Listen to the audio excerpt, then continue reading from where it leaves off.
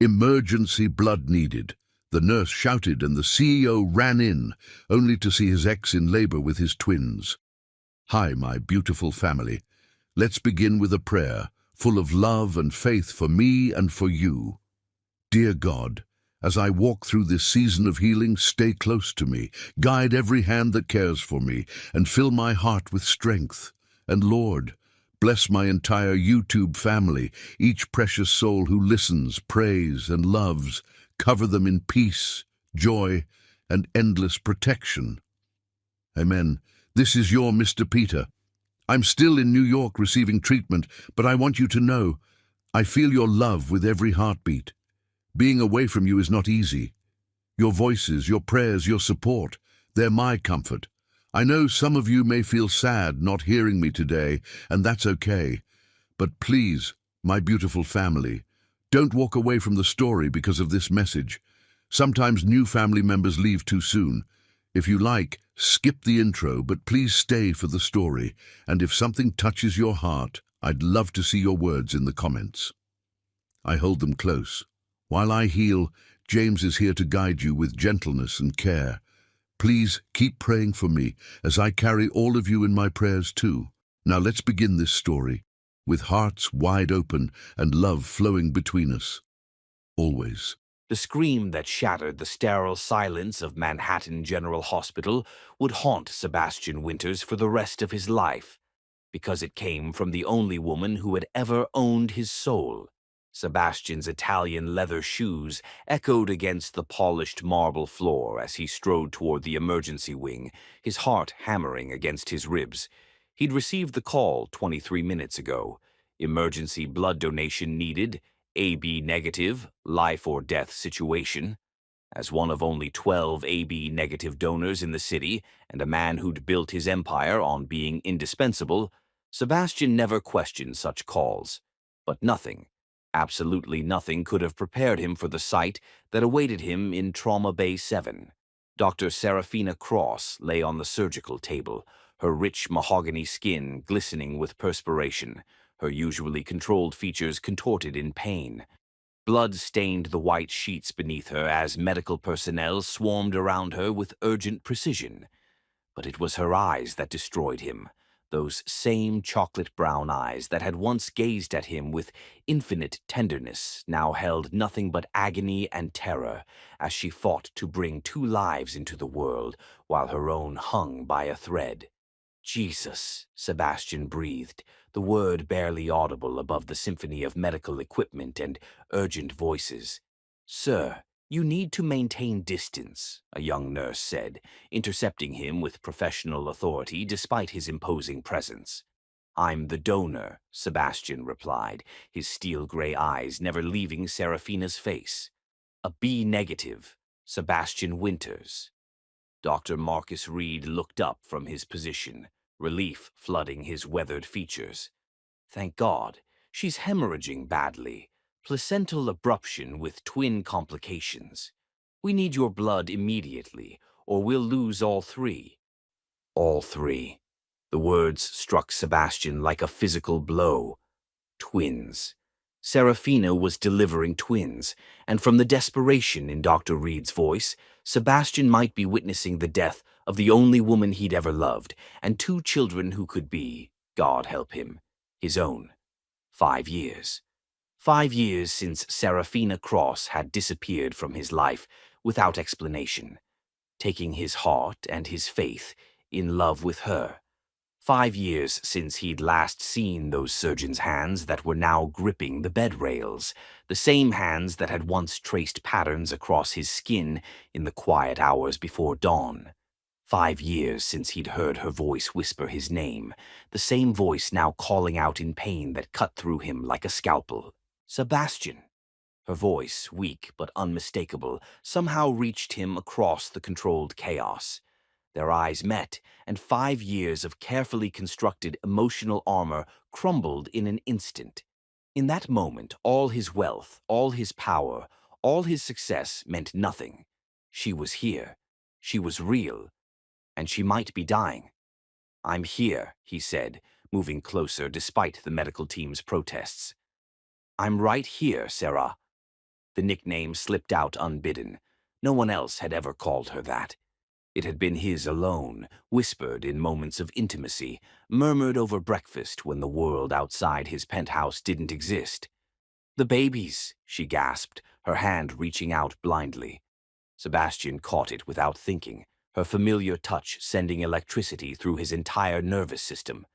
"Please, Sebastian, promise me."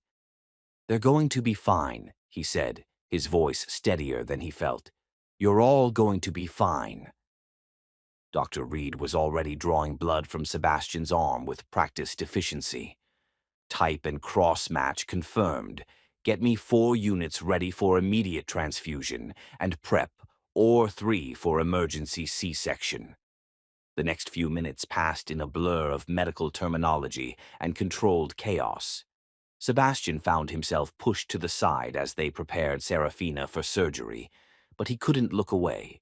Even in crisis, even after 5 years of separation, she was the most beautiful woman he'd ever seen. Her hair, longer now than he remembered, spread across the pillow like black silk. Her lips, the same lips that had driven him to distraction with their softness, were pale but still perfectly shaped, and her eyes, those eyes that had haunted his dreams, kept finding his across the room. "Are you the father?"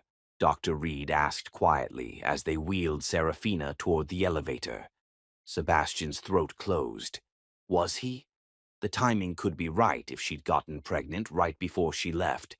But she'd been gone for 5 years, and these were clearly newborns she was delivering now, so either she'd moved on with someone else or— "I don't know," he admitted, the words tasting like ash in his mouth. As they waited for the elevator, Serafina's hand found his again. "Don't leave," she whispered, her voice barely audible. "Please don't leave me alone." The elevator doors opened and Sebastian made a decision that would change his life forever. "I'm not going anywhere." The surgical floor was a different kind of hell. Sebastian paced the waiting room like a caged panther, his usually immaculate appearance disheveled from running his hands through his dark hair. His tie hung loose around his neck, and his white shirt was stained with Serafina's blood from when he'd held her hand. The other waiting families gave him a wide berth. Something about his intensity, his barely contained energy, warned them to keep their distance. 2 hours. 2 hours of not knowing if the woman he'd never stopped loving was alive or dead. 2 hours of wondering if he was about to become a father to twins he never knew existed.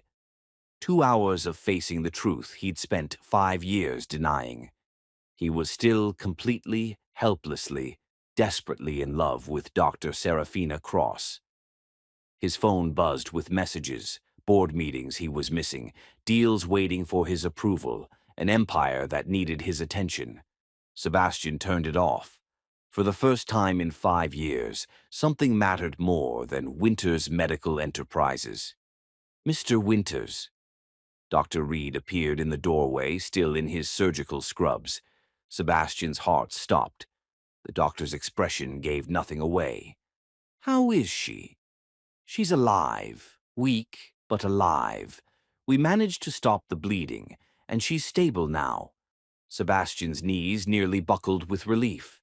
"The babies are in NICU, but they're fighters. A boy and a girl, 5 pounds each." A boy and a girl. Sebastian's hands trembled as the reality hit him. Can I see her?" Dr. Reed studied him carefully.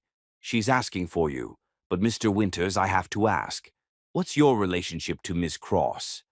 "For her medical records." Sebastian looked through the window toward the recovery ward where Serafina lay sleeping and felt something fundamental shift in his chest.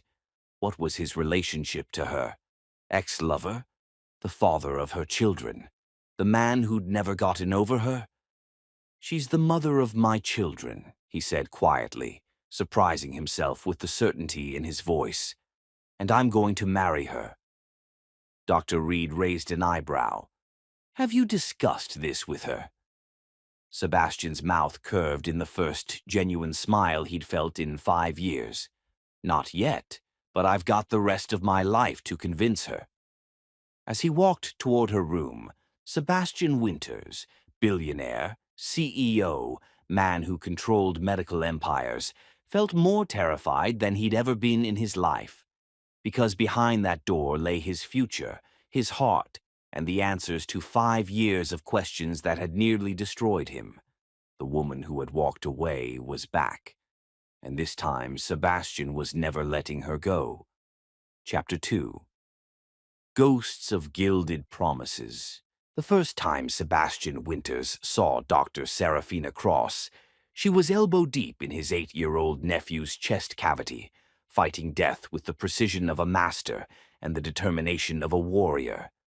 "Pressure's dropping," announced the surgical nurse, but Serafina's hands remained perfectly steady as she worked to repair the complex heart defect that had brought little Tommy Winters to the brink of death. Sebastian watched through the observation window, his palms pressed against the glass, leaving ghostly prints that would remain long after the surgery ended. His brother Marcus had begged him to use his connections to secure the best pediatric heart surgeon in the country, and Sebastian had delivered Dr. Serafina Cross, the youngest department head in Manhattan General's history, whose reputation for saving impossible cases was legendary. What Marcus hadn't mentioned was that she was absolutely breathtaking. Sebastian watched through the observation window, his palms pressed against the glass, leaving ghostly prints that would remain long after the surgery ended. His brother Marcus had begged him to use his connections to secure the best pediatric heart surgeon in the country, and Sebastian had delivered Dr. Serafina Cross, the youngest department head in Manhattan General's history, whose reputation for saving impossible cases had made her a legend in medical circles. What Marcus hadn't mentioned, what the medical journals never captured, was that she moved like a dancer, even in surgery. Every gesture was precise, economical, beautiful. 4 hours later, Dr. Cross emerged from the OR with exhaustion etched into her elegant features, but triumph blazing in her dark eyes. The repair was successful, she told Marcus and Sebastian, pulling off her surgical cap to reveal hair that fell in soft waves past her shoulders. "Tommy's going to live a completely normal life." Marcus broke down in tears of relief, but Sebastian found himself stepping forward, his business instincts engaging. "Dr. Cross, I'd like to discuss expanding funding for your department's research. Perhaps we could continue this conversation over dinner?" She tilted her head, studying him with those intelligent eyes that seemed to see straight through his practiced charm. "Mr. Winters, I don't discuss hospital funding over social meals." "Then let's make it purely social," Sebastian said, his voice dropping to the low, persuasive tone that had sealed countless deals. "No business, just dinner." For a moment he thought she might refuse. Then her lips curved in a smile that made his pulse quicken in a way no business negotiation ever had. "Tomorrow night, 7:30. But I choose the restaurant and we split the check." She chose a small Italian place in Little Italy. Not the kind of establishment where Sebastian usually conducted his romantic campaigns, but somewhere authentic, intimate, real. The candles flickered between them as they shared wine and conversation that flowed like water finding its course. Serafina was brilliant, not just medically, but intellectually curious about everything. She challenged his assumptions about healthcare policy, made him laugh with stories about her residency disasters, and listened with genuine interest when he talked about the business side of medicine.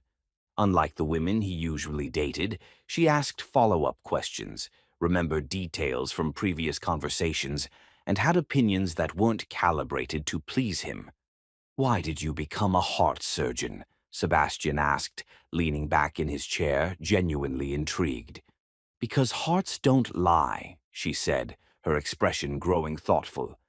"You can't fake cardiac function. When a heart is damaged, it shows. When it's strong, it endures everything. When it loves—" She paused, meeting his gaze directly. "When it loves, It transforms the entire body's chemistry.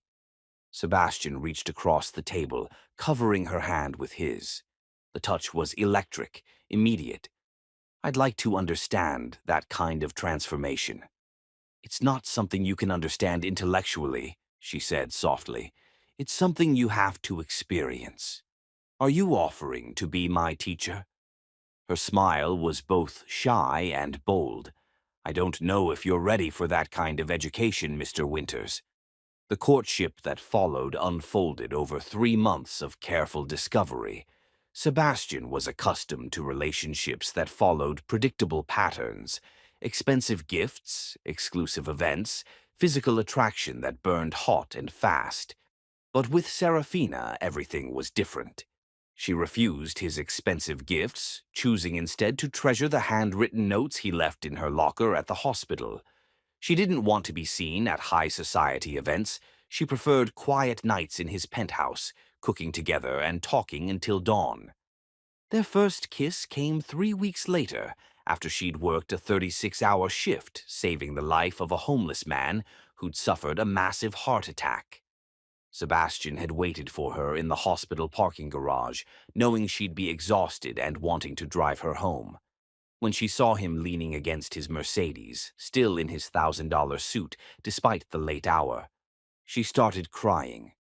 "Hey," he said softly, pulling her into his arms. "What's wrong?" "I couldn't save him," she whispered against his chest. "I did everything right, but his heart was just too damaged." Sebastian tilted her chin up, looking into her tear-filled eyes. "You tried. You gave him every chance. That's what heroes do, Sarah." When she kissed him, it was with 5 weeks of suppressed longing, desperate gratitude, and something deeper that neither of them was ready to name. Sebastian kissed her back with equal fervor, pouring all of his carefully guarded emotions into the connection between their lips. When they finally broke apart, both breathing hard, Sebastian knew with absolute certainty that his life had just changed forever. "Take me home," she whispered. "Your place or mine?" "Yours. I want to see where Sebastian Winters goes when he's not being a billionaire." His penthouse revealed more about him than any business magazine profile ever could. The space was elegant but warm, filled with books instead of trophies, family photos instead of awards. Serafina moved through his living room like she belonged there, her fingers trailing over his belongings with reverent curiosity. "You're not what I expected," she said, picking up a framed photo of him with Tommy at a baseball game. "What did you expect?" "Someone colder, more calculating." She turned to face him, her expression serious. "Someone who couldn't look at me the way you're looking at me right now." "How am I looking at you?" "Like you're already in love with me." The words hung between them like a challenge. Sebastian moved closer, his hands framing her face with infinite gentleness. "What if I am?" "Then you're in trouble," she whispered, "because I'm already in love with you too." They made love that night with a passion that consumed them both. Sebastian had been with beautiful women before, but nothing had prepared him for the way Serafina responded to his touch, like she was coming alive beneath his hands, like every caress was awakening something sacred within her. He worshipped her body with his mouth and hands, memorizing every curve, every sensitive spot that made her gasp his name. When she moved above him, her dark skin luminous in the moonlight streaming through his floor-to-ceiling windows, Sebastian felt something inside him break open, some carefully constructed wall around his heart crumbling to reveal a capacity for love he never knew he possessed. Afterward, as she lay sleeping in his arms, Sebastian made promises to the darkness that he'd never made to another living soul. He would protect her. He would cherish her. He would build a life around her that would make her forget she'd ever lived without him. For 18 months they were inseparable. Sebastian scaled back his business obligations to spend more time with her. He attended her medical conferences. She accompanied him to charity galas. He learned to cook her favorite Moroccan dishes. She learned to appreciate the opera. They talked about marriage, about children, about growing old together in the penthouse that had become their sanctuary. The proposal was planned for Christmas morning. Sebastian had commissioned a custom ring, a ruby surrounded by diamonds, as fierce and beautiful as her heart. He'd arranged for her entire family to fly in from Chicago as a surprise. The ring was hidden in his study, waiting for the perfect moment. But on December 15th, Serafina disappeared. Sebastian came home from a business trip to find her gone. Clothes, toiletries, the small personal items she'd gradually moved into his space. No note, no explanation, no forwarding address. When he called the hospital, they told him doctor. Cross had requested an immediate transfer to their Chicago location. Personal reasons, they said. No, they couldn't provide contact information. For weeks, Sebastian searched for her with desperate intensity. Private investigators, former colleagues, hospital administrators, anyone who might know where she'd gone. But Dr. Serafina Cross had vanished completely, leaving behind only the ghost of her perfume on his pillows and a void in Sebastian's chest where his heart used to be. The betrayal shattered something fundamental within him. She'd made him believe in love, in partnership, in the possibility of building something beautiful with another person. Then she'd walked away as if their 22 months together meant nothing, taking with her not only his heart, but his faith in human connection itself. Sebastian threw himself into his work with ruthless intensity, building his medical empire into a global powerhouse. He dated beautiful women, attended social events, played the part of the eligible bachelor. But inside, he remained frozen in time, locked in the moment when he'd realized that the woman he'd planned to spend his life with had chosen to leave him instead. Now, 5 years later, as Sebastian sat in the recovery room watching Serafina sleep, all of those memories crashed over him like a tidal wave. The woman who had walked away without explanation was back, having nearly died giving birth to twins who might be his children. And despite 5 years of anger, 5 years of bitter disappointment, 5 years of telling himself he was better off without her, Sebastian knew the truth. He had never stopped loving her. Not for a single day, not for a single moment. And now that she was back, he was going to get his answers, even if they destroyed them both. Chapter 3. Between Life and Vengeance.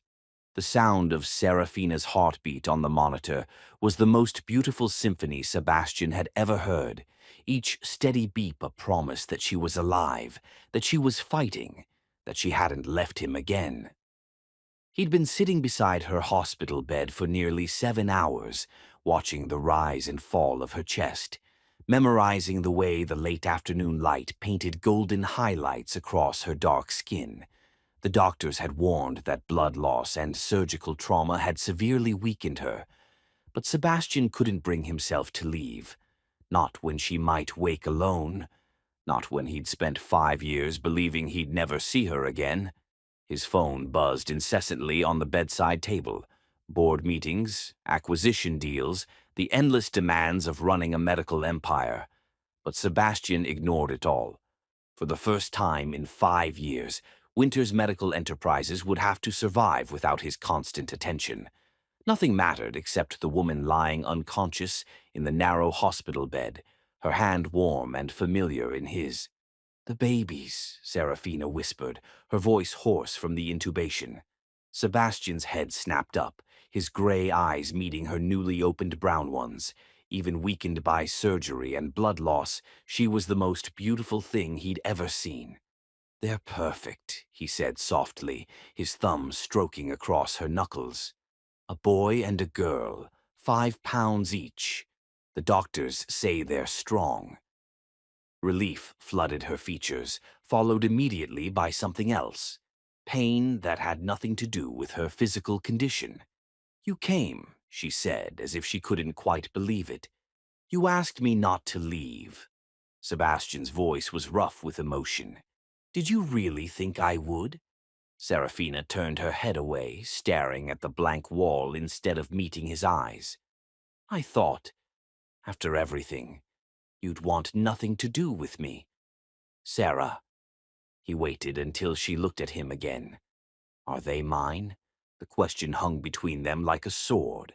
Sebastian watched every emotion flicker across her face. Fear, pain, something that looked like regret. When she finally answered, her voice was barely audible. Yes. The single word hit Sebastian like a physical blow. Joy, rage, confusion, and love crashed through him in waves. He was a father. The twins sleeping in the NICU 3 floors up were his children. For 5 years, he'd had children he didn't know existed. Why?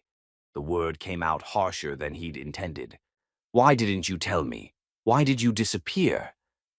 Evangeline Pierce, Serafina said quietly, and Sebastian heard a note of fear beneath the exhaustion.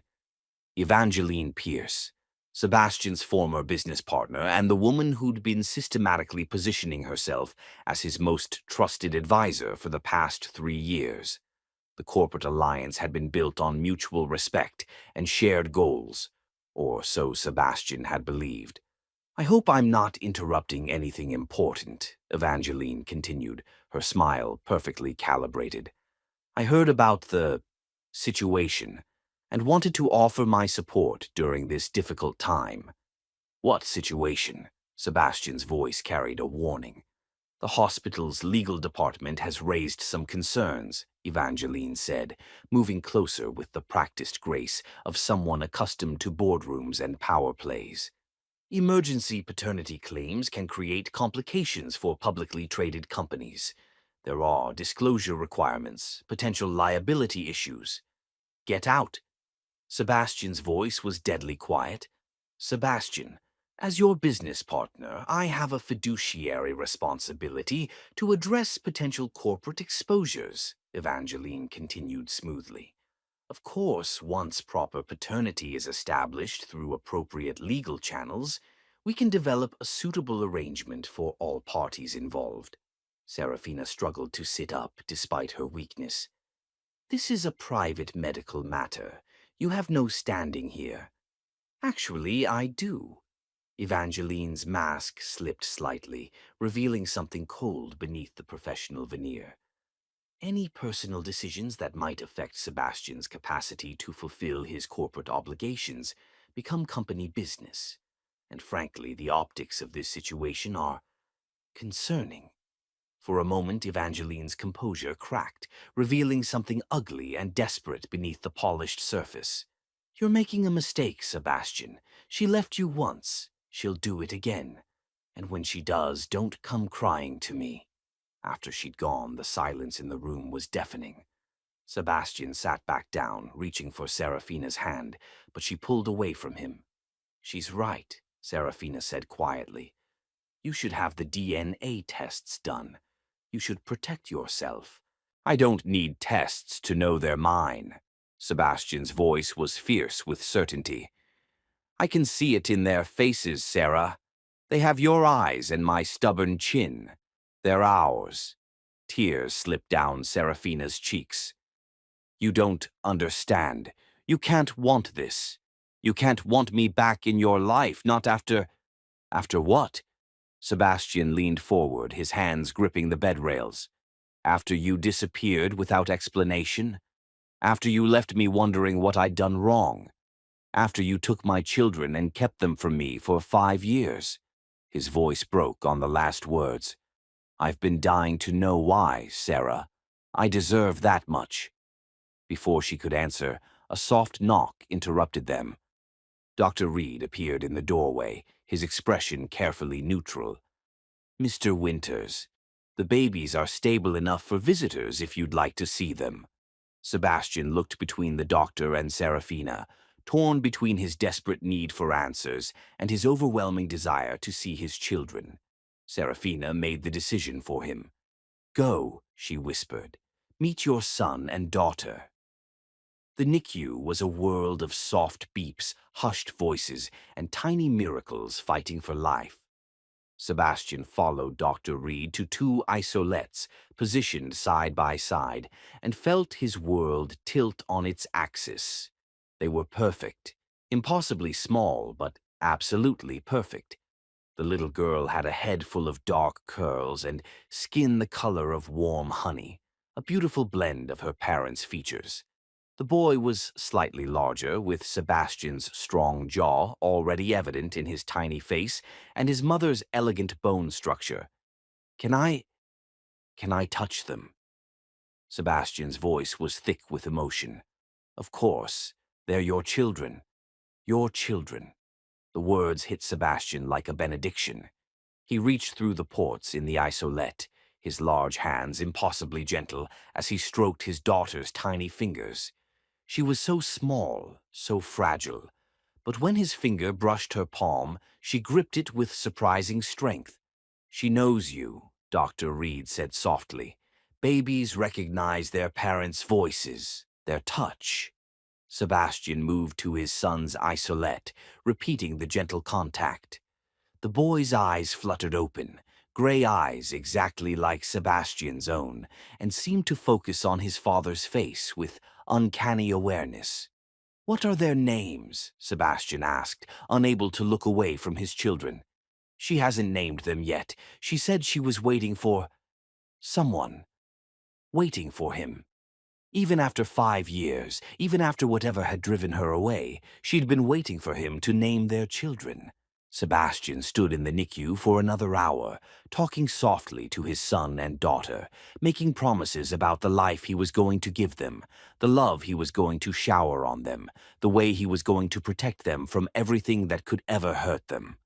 By the time he returned to Serafina's room, his heart was so full it felt like it might burst. She was sleeping again, but her face was turned toward the door as if she'd been watching for his return. Sebastian settled back into the chair beside her bed, taking her hand in his. "I named them," he said quietly, not sure if she was awake enough to hear him. "Aria Rose and Elijah James, after your grandmother and my grandfather." Serafina's eyes fluttered open, tears spilling over. "You remembered." "I remember everything about you, Sarah. Every story you told me, every dream you shared, every promise we made to each other." Sebastian brought her hand to his lips, pressing a gentle kiss to her palm. "What I don't understand is why you broke them all." She closed her eyes, fresh tears tracking down her cheeks. "I thought I was protecting you." "From what?" "From me. From the scandal. From everything that loving me would cost you." Sebastian stared at her, confusion and anger warring in his chest. "What are you talking about? What scandal?" But Serafina had turned away again, her body language closing him out as effectively as a locked door. "You should go home, Sebastian. You have a company to run, a life to get back to. I can handle this on my own. Like hell you can." Sebastian stood up, his patience finally snapping. "You just gave birth to my children after disappearing for 5 years. You nearly died in my arms 6 hours ago. And now you want me to walk away and pretend none of this happened?" "Yes." The single word was like a slap. Sebastian stared down at her, seeing the stubborn set of her jaw, the way she refused to meet his eyes, and felt something cold and dangerous unfurl in his chest. "Well, that's too bad," he said, his voice soft and deadly. "Because I'm not going anywhere, Sarah. Not this time. Whatever game you're playing, whatever lies you've been telling yourself for 5 years, it ends now. Those children upstairs are mine, and so are you. And I'll be damned if I let you disappear again." He leaned down, his lips brushing her ear as he whispered, "Sweet dreams, sweetheart. Because tomorrow we're going to have a very long conversation about the past 5 years, and this time you're going to tell me the truth." As Sebastian walked out of the room, he pulled out his phone and made 2 calls. The first was to his head of security, arranging for round-the-clock protection for Serafina and the twins. The second was to his private investigator.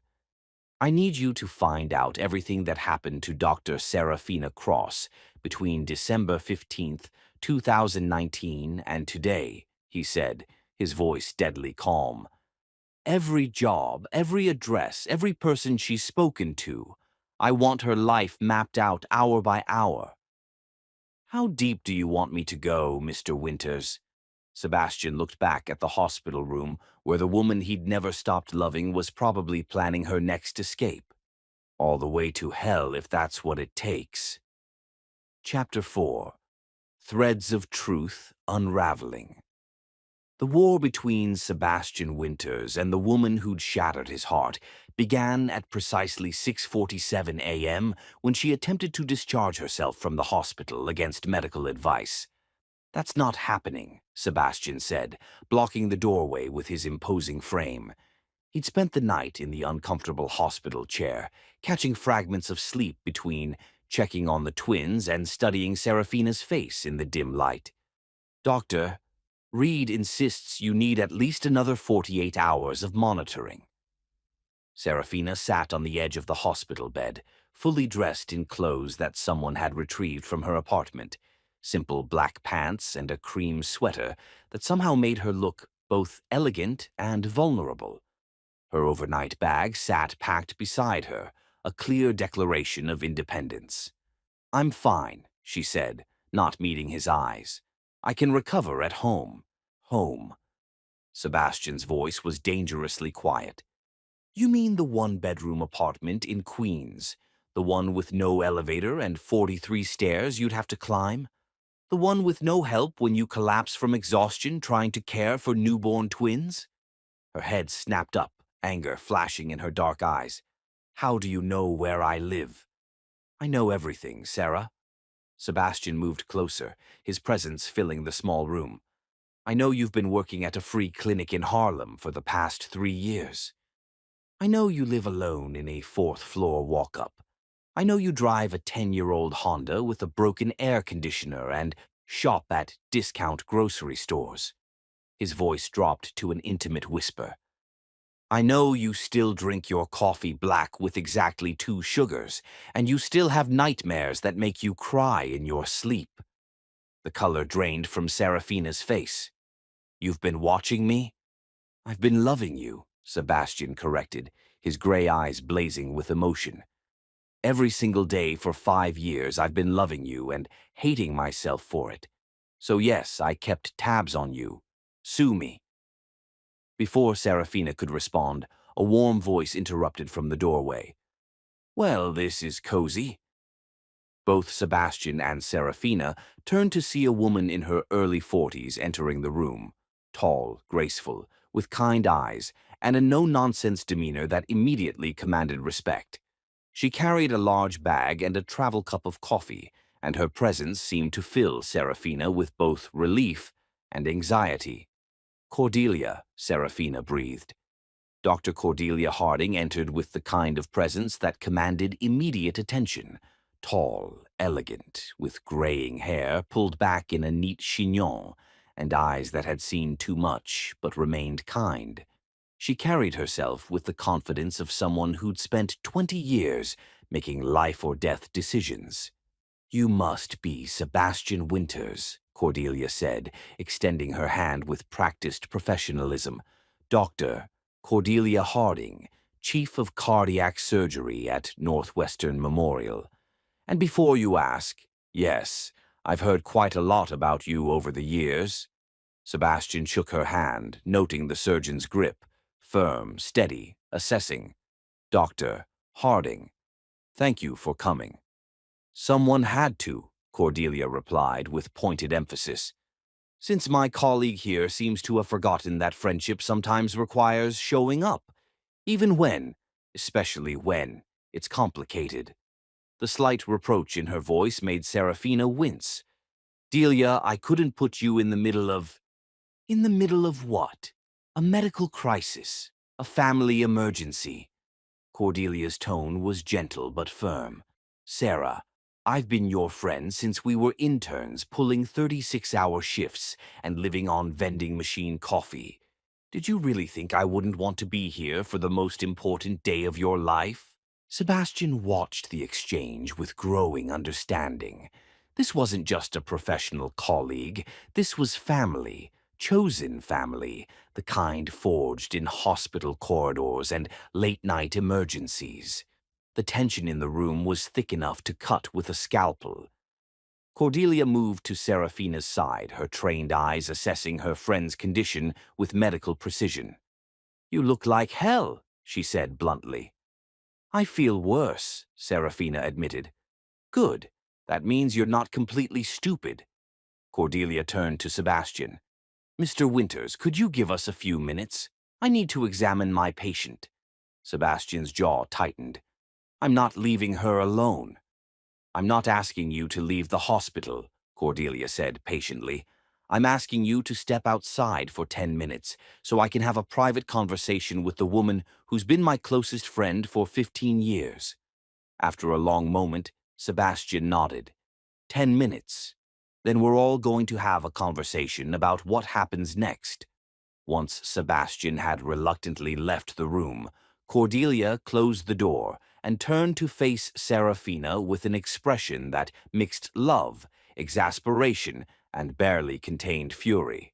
"Are you out of your goddamned mind?" she hissed. "Delia, please. Don't you, Delia, please me." Cordelia began pacing the small room like a caged tiger.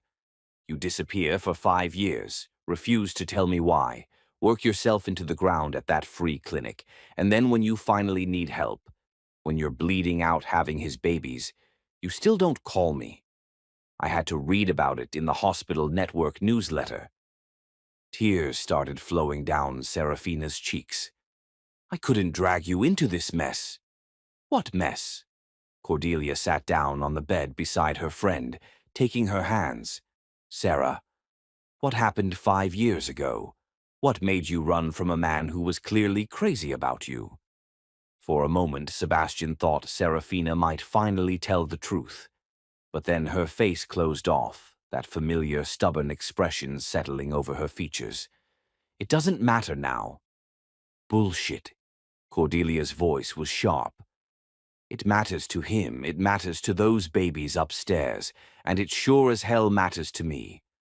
I watched you cry yourself to sleep for months after you left him. I watched you work 16-hour days trying to forget him. I watched you turn down every good man who tried to ask you out because you were still in love with Sebastian Winters." "I did what I had to do," Serafina whispered. "Did you? Or did you do what someone convinced you that you had to do?" Before Serafina could answer, Sebastian's voice came through the door. "Time's up." He entered to find both women looking guilty and defiant, a combination that immediately put his instincts on high alert. Cordelia stood, smoothing her professional mask back into place. "Mr. Winters, I've convinced Serafina that she needs more recovery time. However, she's refusing to stay in the hospital." "Then she'll recover at my penthouse," Sebastian said without hesitation. "Absolutely not," Serafina protested. "It's not up for debate." Sebastian's voice brooked no argument. "You nearly died yesterday, Sarah. You're weak, you're anemic, and you have 2 newborns who need their mother healthy. My penthouse has a full medical suite, round-the-clock nursing staff, and me." "That's exactly the problem." Sebastian moved closer, his eyes never leaving her face. "What are you so afraid of? That you'll remember how good we were together? That you'll realize what you threw away?" "I'm afraid you'll realize what loving me costs," Serafina said quietly, the words seeming to slip out before she could stop them. The admission hung in the air between them, heavy with implication. Sebastian felt something shift in his chest, a crack in the wall of anger and hurt he'd built around his heart. "The only thing loving you ever cost me," he said softly, "was you." Cordelia cleared her throat diplomatically. "Perhaps we could discuss the practical arrangements. Serafina will need help with the babies, especially while she's recovering, and someone should stay with her for at least the first week." "I'll stay," Sebastian said immediately. "Sebastian, you have a company to run," Serafina began. "The company can survive without me for a week. You and our children are more important." "Our children." The possessive word sent a shiver through Serafina that she tried desperately to hide. But Sebastian saw it, and something predatory and satisfied flickered in his gray eyes. 2 hours later, Sebastian's private medical team had transformed his penthouse into a recovery suite that would rival any hospital. The master bedroom had been converted into a comfortable space for Serafina, with hospital-grade monitoring equipment discreetly hidden behind elegant screens. The nursery, a room that had stood empty and unused since Sebastian had designed it 5 years ago for the children he'd thought he and Serafina would have together, was now equipped with 2 state-of-the-art bassinets. Serafina stood in the doorway of the nursery, tears streaming down her face as she took in the carefully chosen details. The mobile of dancing stars that played Brahms' lullaby, the rocking chair positioned perfectly to catch the afternoon light, the bookshelf already filled with classic children's stories. "You kept it," she whispered. Sebastian stood behind her, close enough that she could feel the warmth radiating from his body. "I kept everything, Sarah. Your coffee mug in the kitchen cabinet, your favorite blanket on the couch, the book you were reading, still bookmarked on page 247. His voice dropped to a rough whisper. "I kept it all, like a shrine to what we used to have." She turned to face him, and the raw pain in his eyes nearly brought her to her knees. "Sebastian, don't," he said sharply. "Don't apologize, don't explain, don't give me any more half-truths. I can't handle it right now." The next few days fell into a rhythm that was both torture and heaven for both of them. Sebastian threw himself into fatherhood with the same intensity he brought to everything else in his life. He learned to change diapers, to warm bottles, to the perfect temperature, to recognize the difference between Arya's hungry cry and Elijah's sleepy fussing. He read to them from Shakespeare and discussed market trends as if they could understand every word. Watching him with their children broke Serafina's heart all over again. This was the man she'd dreamed of during those long, lonely nights in Chicago. Sebastian as a father, gentle and patient and completely devoted to their babies. The man she'd convinced herself didn't exist, couldn't exist, not for someone like her. "You're staring," Sebastian said without looking up from where he sat, feeding Elijah his bottle. "I'm watching," Serafina corrected from her position on the couch. "There's a difference." "What's the difference?" "When I stare, I'm remembering what I lost. When I watch, I'm seeing what I never let myself hope for." Sebastian's hands stilled on the bottle. "And what's that?" "You being perfect at this. You loving them the way you—" She trailed off, unable to finish the sentence. "The way I loved you," Sebastian supplied quietly. "Love. Present tense. Because I never stopped, Sarah, and we both know you didn't stop either."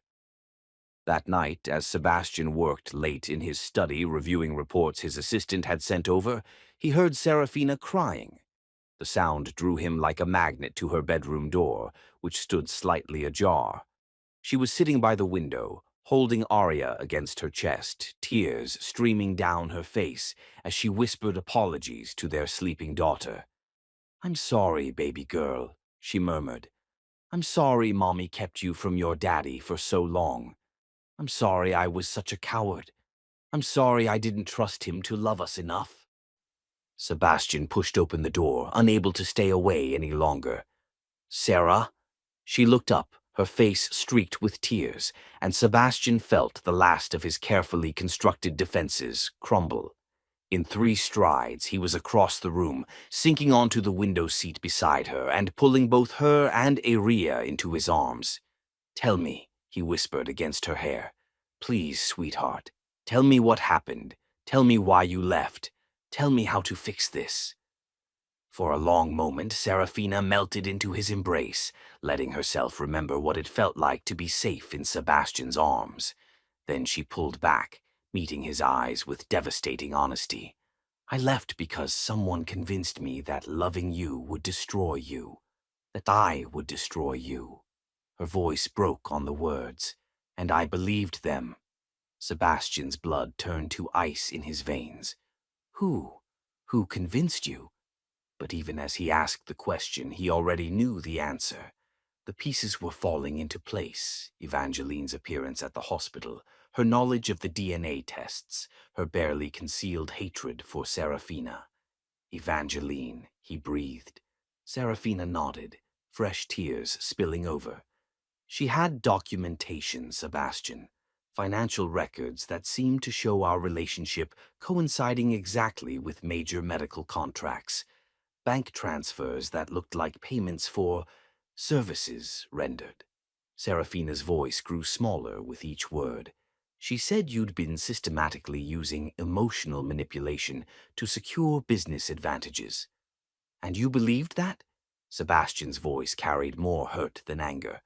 She knew details about our private conversations, about things I'd told you in confidence that somehow ended up in contract negotiations. She had photographs of you with other women, timestamps that suggested. Serafina stopped, unable to continue.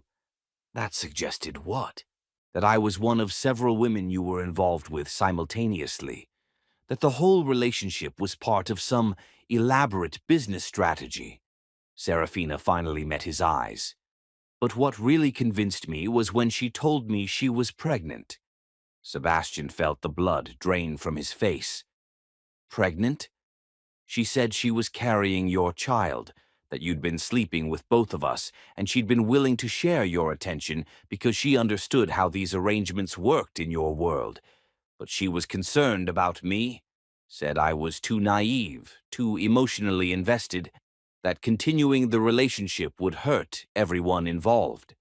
Sebastian stared at her, pieces of a puzzle clicking into place with sickening clarity. Sarah, I was never sleeping with Evangeline. Our business relationship was purely professional, and she was never pregnant, with my child or anyone else's. But the evidence was fabricated. Sebastian's voice was steady now, certain. Every document, every photograph, every detail she used to convince you I was manipulating you. It was all an elaborate lie designed to drive you away. As the truth settled between them, Sebastian made a promise to himself and to the woman in his arms.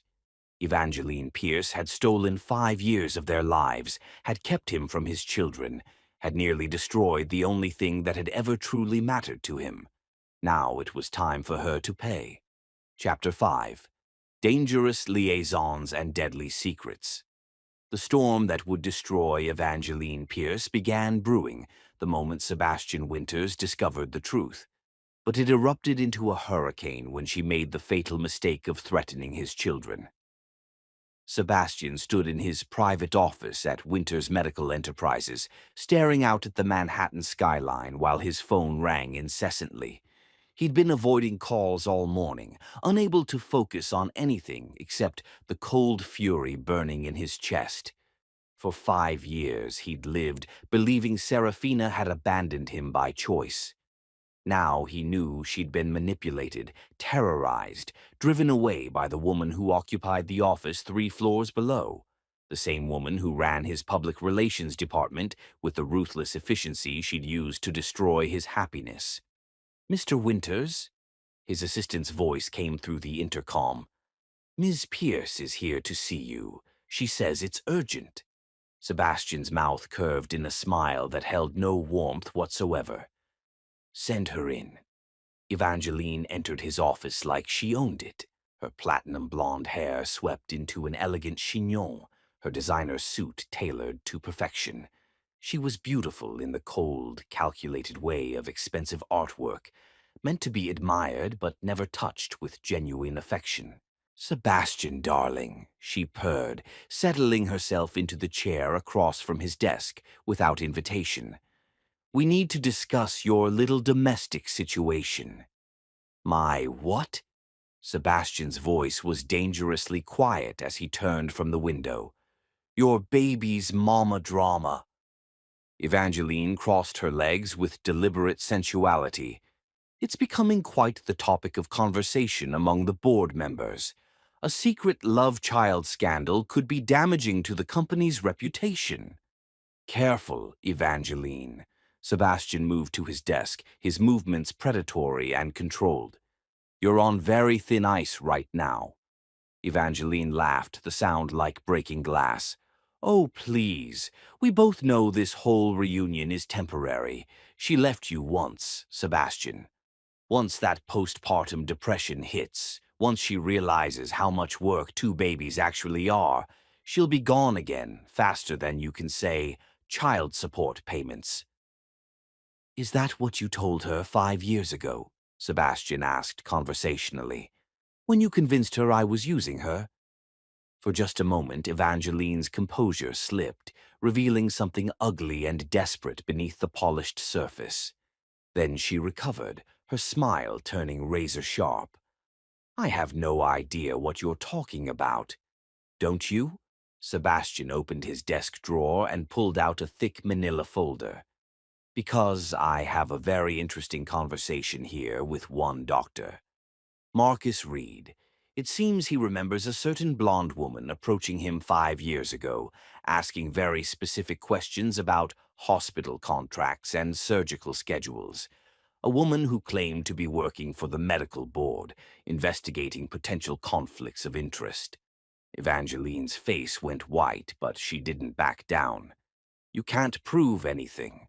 Actually, I can. Sebastian opened the folder, spreading photographs across his desk. These are the fake documents you created, Evangeline. Bank transfers that never happened, contracts that were backdated, financial records that were fabricated so expertly it took my forensic accountants 3 days to prove they were false. Sebastian's private investigator, Marcus Kellerman, was a former FBI agent whose methodology was as thorough as it was discreet.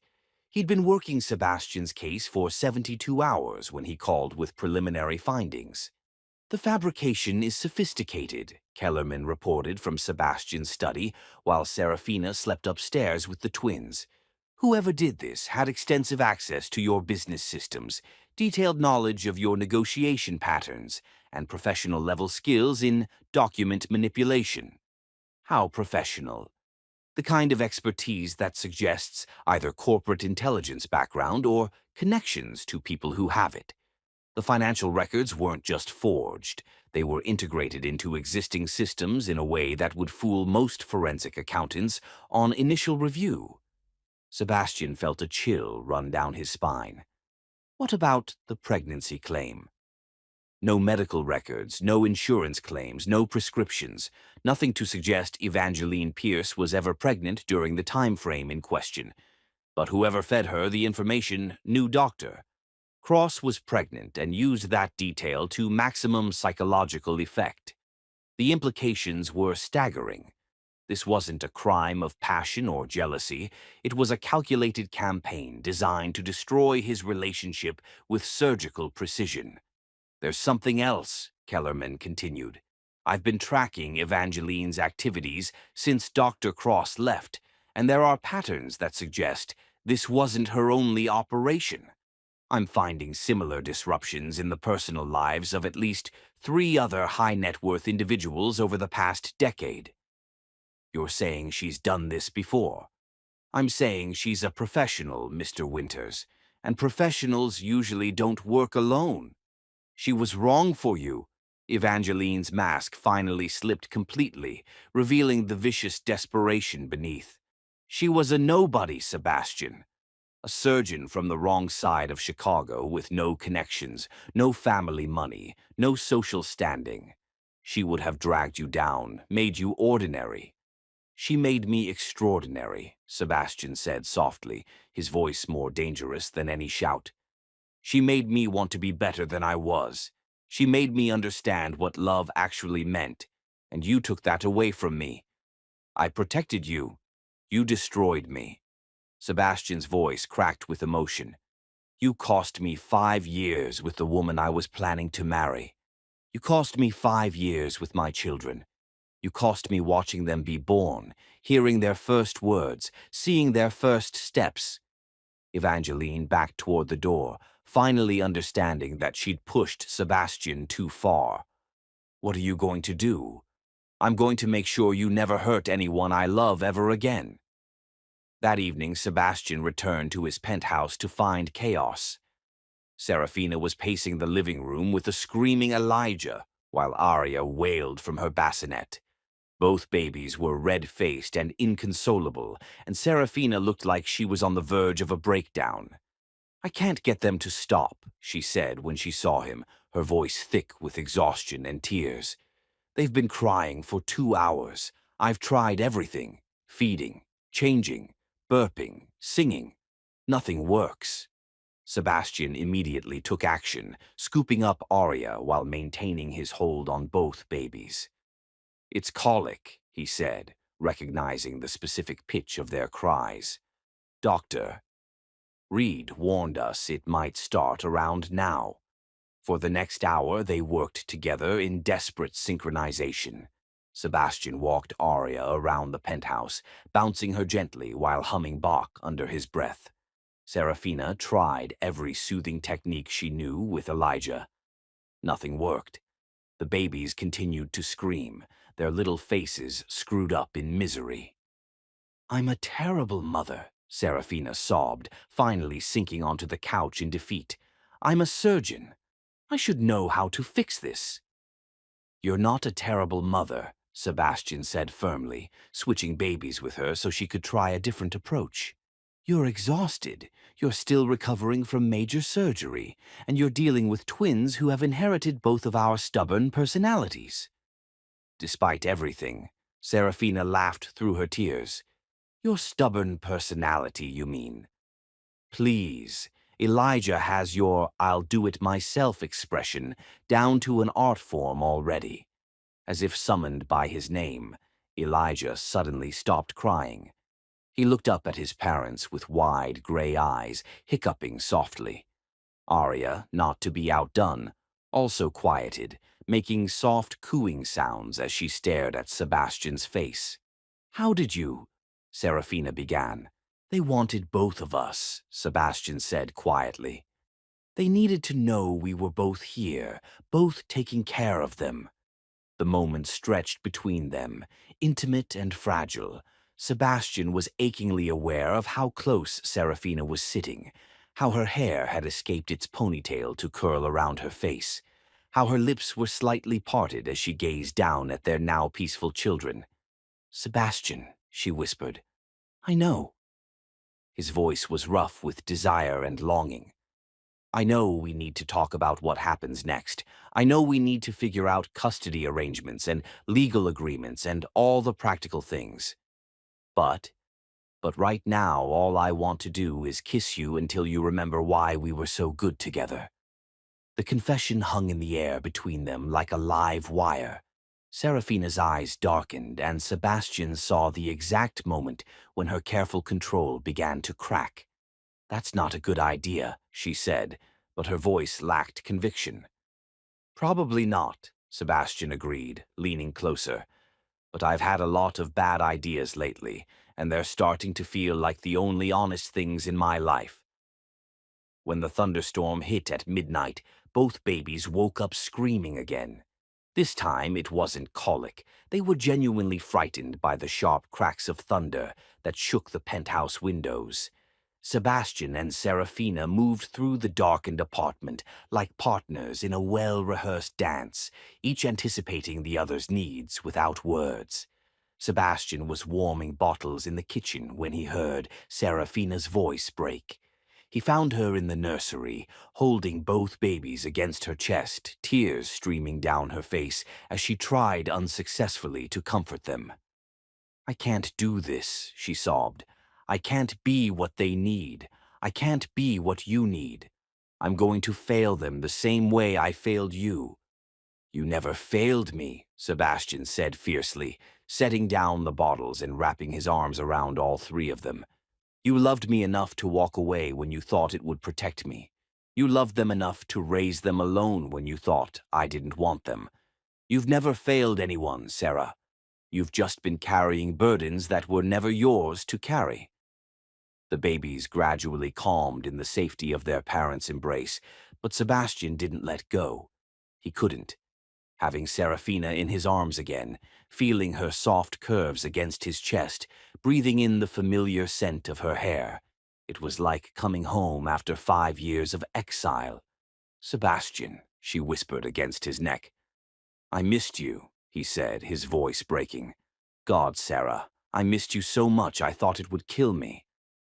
When she lifted her face to his, Sebastian saw his own desperate longing reflected in her dark eyes. The first kiss was tentative, almost hesitant, as if they were both afraid the other might disappear. But when Serafina's lips parted under his, when she made that soft sound of surrender he remembered so well, Sebastian's control shattered completely. He kissed her like a man dying of thirst, pouring 5 years of longing and pain and love into the connection between their mouths. Serafina kissed him back with equal fervor, her hands fisting in his shirt as if she could anchor herself to him through sheer force of will.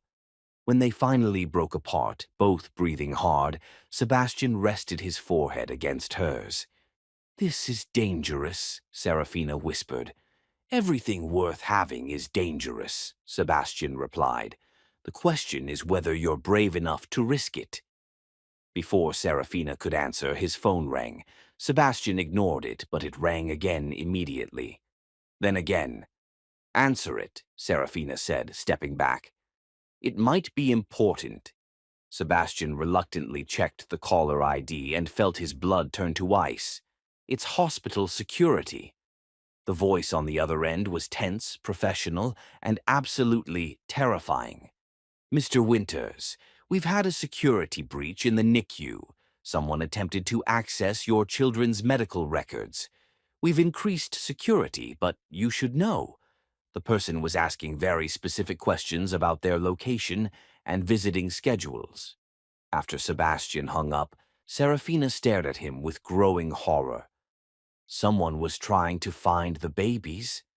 "Evangeline," Sebastian's voice was deadly calm. "She's escalating." As if summoned by their conversation, Sebastian's phone buzzed with a text message. The number was blocked, but the message was crystal clear. "Some people never learn.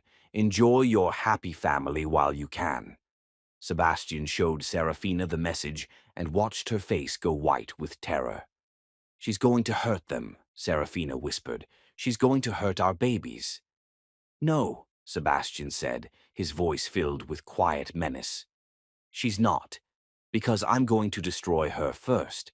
As Sebastian made arrangements for enhanced security, as he put plans in motion that would systematically dismantle everything Evangeline Pierce had built, he made a promise to himself and to the woman he'd never stopped loving. The war Evangeline had started 5 years ago was about to end, and Sebastian Winters had never lost a war that mattered. Chapter 6.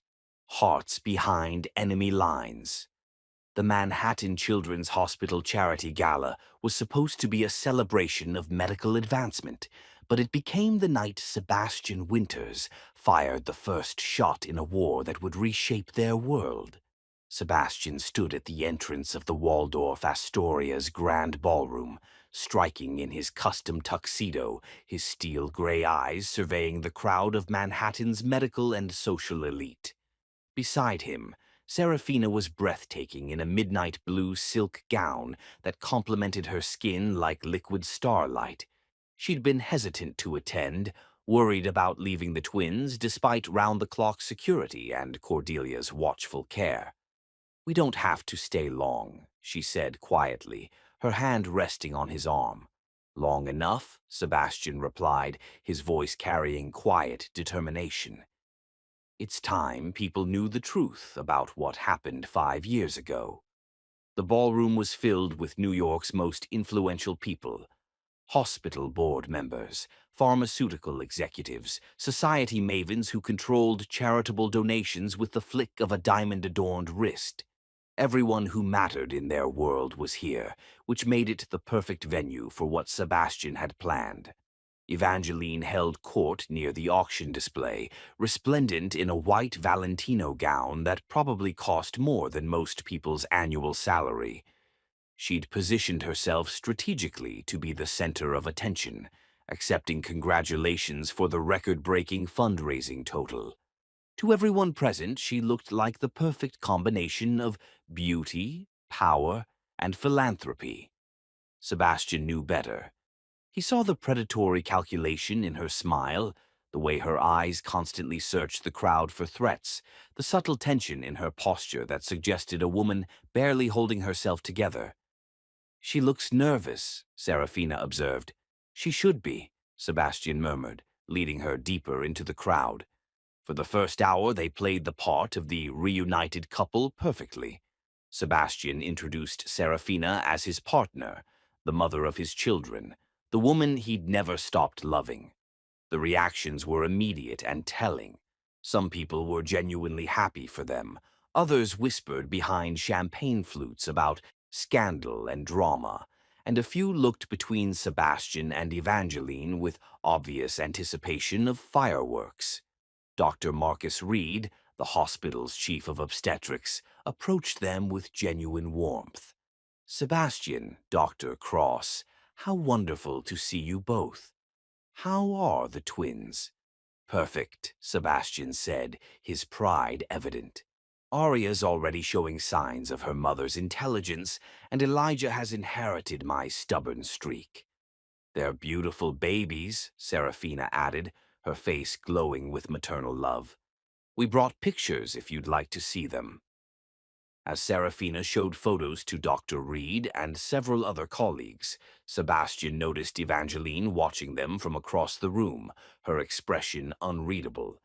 Their eyes met, and she raised her champagne glass in a mocking toast before turning back to her admirers. The confrontation Sebastian had been orchestrating began during the speeches portion of the evening. He'd arranged to be introduced as a surprise speaker, supposedly to discuss his foundation's work with pediatric heart surgery. "Ladies and gentlemen," Sebastian began, his voice carrying easily to every corner of the ballroom, "I'm here tonight not just to support children's medical care, but to set the record straight about something that has haunted me for 5 years." The crowd quieted, sensing drama. Sebastian could see Evangeline at a table near the front, her face already tightening with alarm.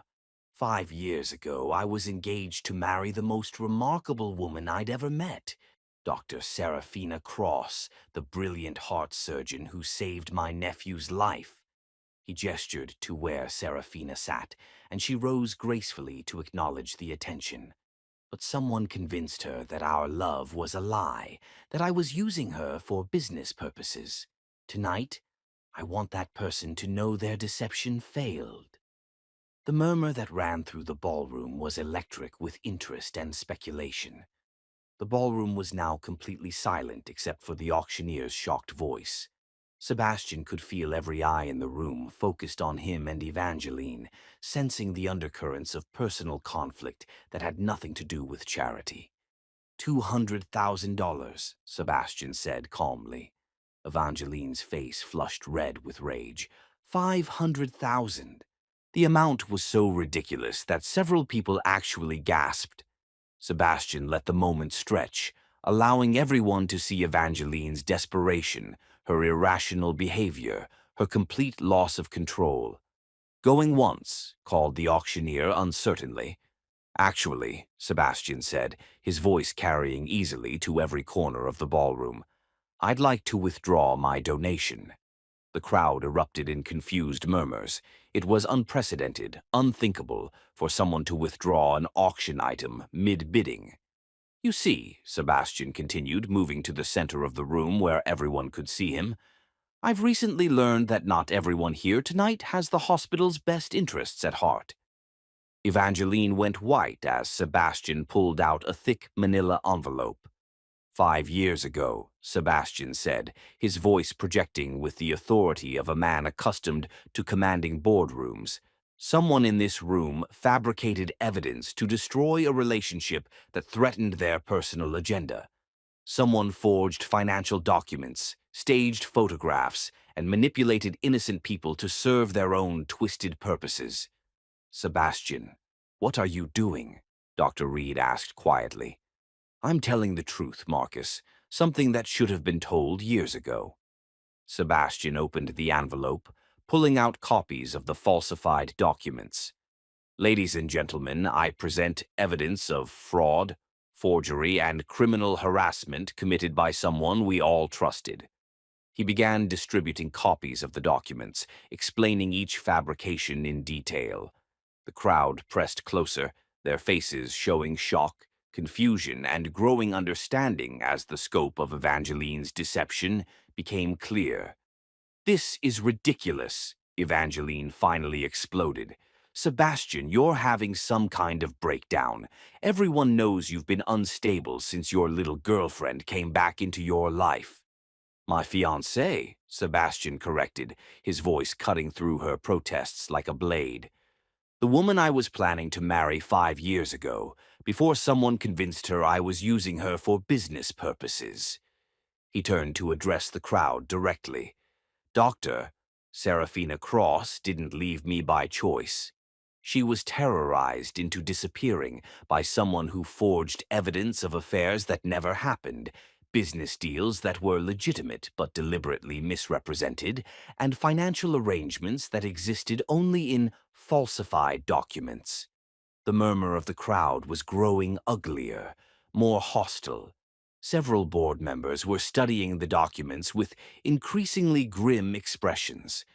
Evangeline made one last desperate play. He's lying. Sebastian Winters is so obsessed with that woman that he's fabricated this entire conspiracy theory rather than accept that she simply didn't want him.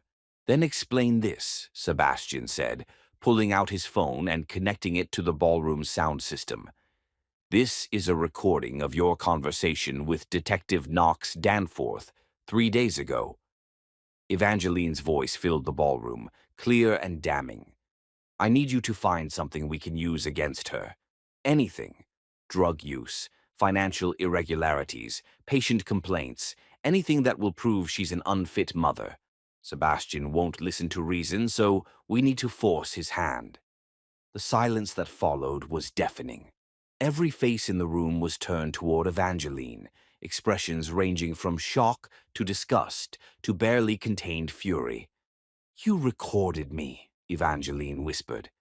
Detective Danforth recorded you, Sebastian corrected, and then he brought the recording to me, because even private investigators have ethical standards. Security appeared at Sebastian's subtle signal, moving to flank Evangeline as several board members approached with expressions that promised immediate termination and possible criminal charges. But Sebastian wasn't finished, as Evangeline was escorted from the ballroom in disgrace, as the crowd buzzed with shock and excitement over the most dramatic charity gala in Manhattan's history. He took Serafina's hands and dropped to one knee in front of 500 witnesses. Serafina Cross, he said, his voice carrying clearly through the suddenly silent ballroom. 5 years ago, someone stole our chance at happiness. They stole our wedding, our life together, our chance to raise our children as a family from the beginning. He pulled out a ring box, the same ring box that had sat in his desk drawer for 5 years, waiting for this moment. I can't get those years back. I can't undo the pain we've both suffered, the time we've lost, the moments we missed with our children. But I can promise you this. No one will ever come between us again. No one will ever hurt you or our family again. And I will spend every day for the rest of my life proving that you are the only woman I have ever loved, will ever love, could ever love. The ring was exactly as she remembered it, a ruby surrounded by diamonds, fierce and beautiful and absolutely perfect. Marry me, Sarah. Not because we have children together, not because it's practical or expected, but because I am lost without you. Because you are my heart, my soul, my everything. Because 5 years of trying to forget you only proved that I never could. Tears were streaming down Serafina's face as she looked into the gray eyes of the man who had fought for her, protected her, loved her through 5 years of separation and pain. "Yes," she whispered, then louder. "Yes." The ballroom erupted in applause as Sebastian slipped the ring onto her finger and rose to kiss her with all the passion and love he'd been holding back. When they finally broke apart, both breathing hard, Serafina pressed her forehead against his. "I love you," she whispered. "I never stopped loving you." "I know," Sebastian murmured back. "I felt it every day, even when I was furious with you. I felt your love like a ghost in my chest, keeping me alive when I wanted to give up." Later that night, back in Sebastian's penthouse, they made love for the first time in 5 years. It was desperate and tender, passionate and healing, a celebration of survival and a promise of forever. Sebastian worshipped every inch of Serafina's body, like he was trying to erase the memory of every lonely night, every empty morning, every moment they'd been apart. "I missed this," Serafina breathed as Sebastian's mouth traced fire along her neck. "I missed you touching me like I was precious." "You are precious," Sebastian said fiercely, lifting his head to meet her eyes. "You're everything. My whole world is right here in this bed."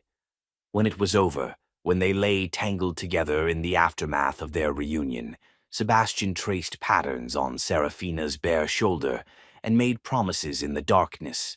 "No more secrets," he said. "No more lies, no more running, no more letting other people define our happiness." "No more," Serafina agreed, pressing a kiss to his chest, right over his heart. "Just us, and our babies, and whatever comes next." But neither of them knew that Evangeline Pierce, disgraced and desperate, was already planning her final revenge. A revenge that would threaten not just their happiness, but their lives and the lives of their innocent children. The war was far from over. In fact, the most dangerous battle was yet to come.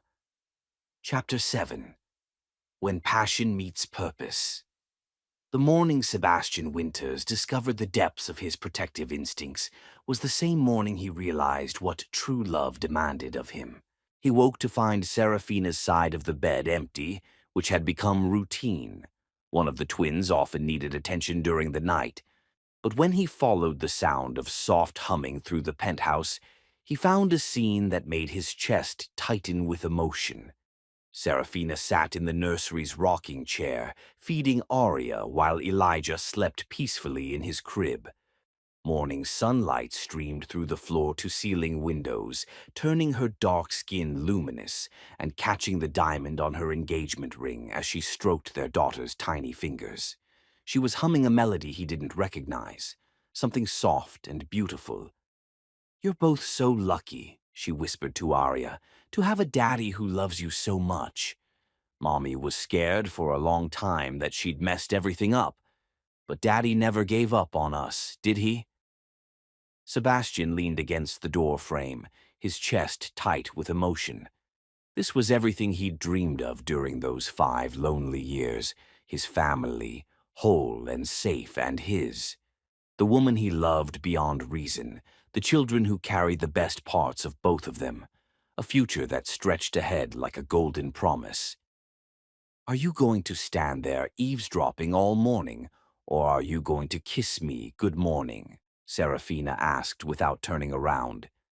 Sebastian crossed the room in 3 strides, bending to kiss her soft lips, while his hand rested gently on Aria's tiny head. "How did you know I was there?" "I can always feel when you're watching me," she said, her dark eyes warm with love. "It's like you're broadcasting love so loudly that my skin picks up the signal."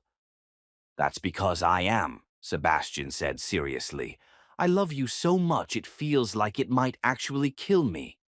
"Don't you dare die on me, Sebastian Winters," Serafina said fiercely. "I just got you back." The phone rang before Sebastian could respond, shattering the peaceful morning quiet. He almost ignored it. Nothing seemed important enough to interrupt this perfect moment. But the caller ID made his blood run cold. Hospital security. Again. "Mr. Winters." The voice was tense, professional, terrified. We have a situation.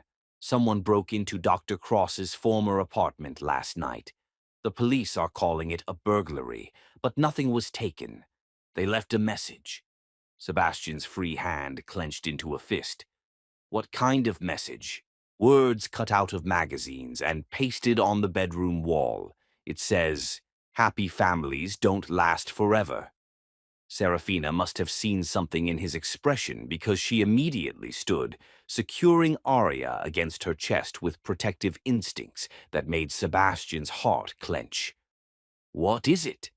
Sebastian ended the call and pulled both his girls into his arms, holding them like he could shield them from the world through sheer force of will.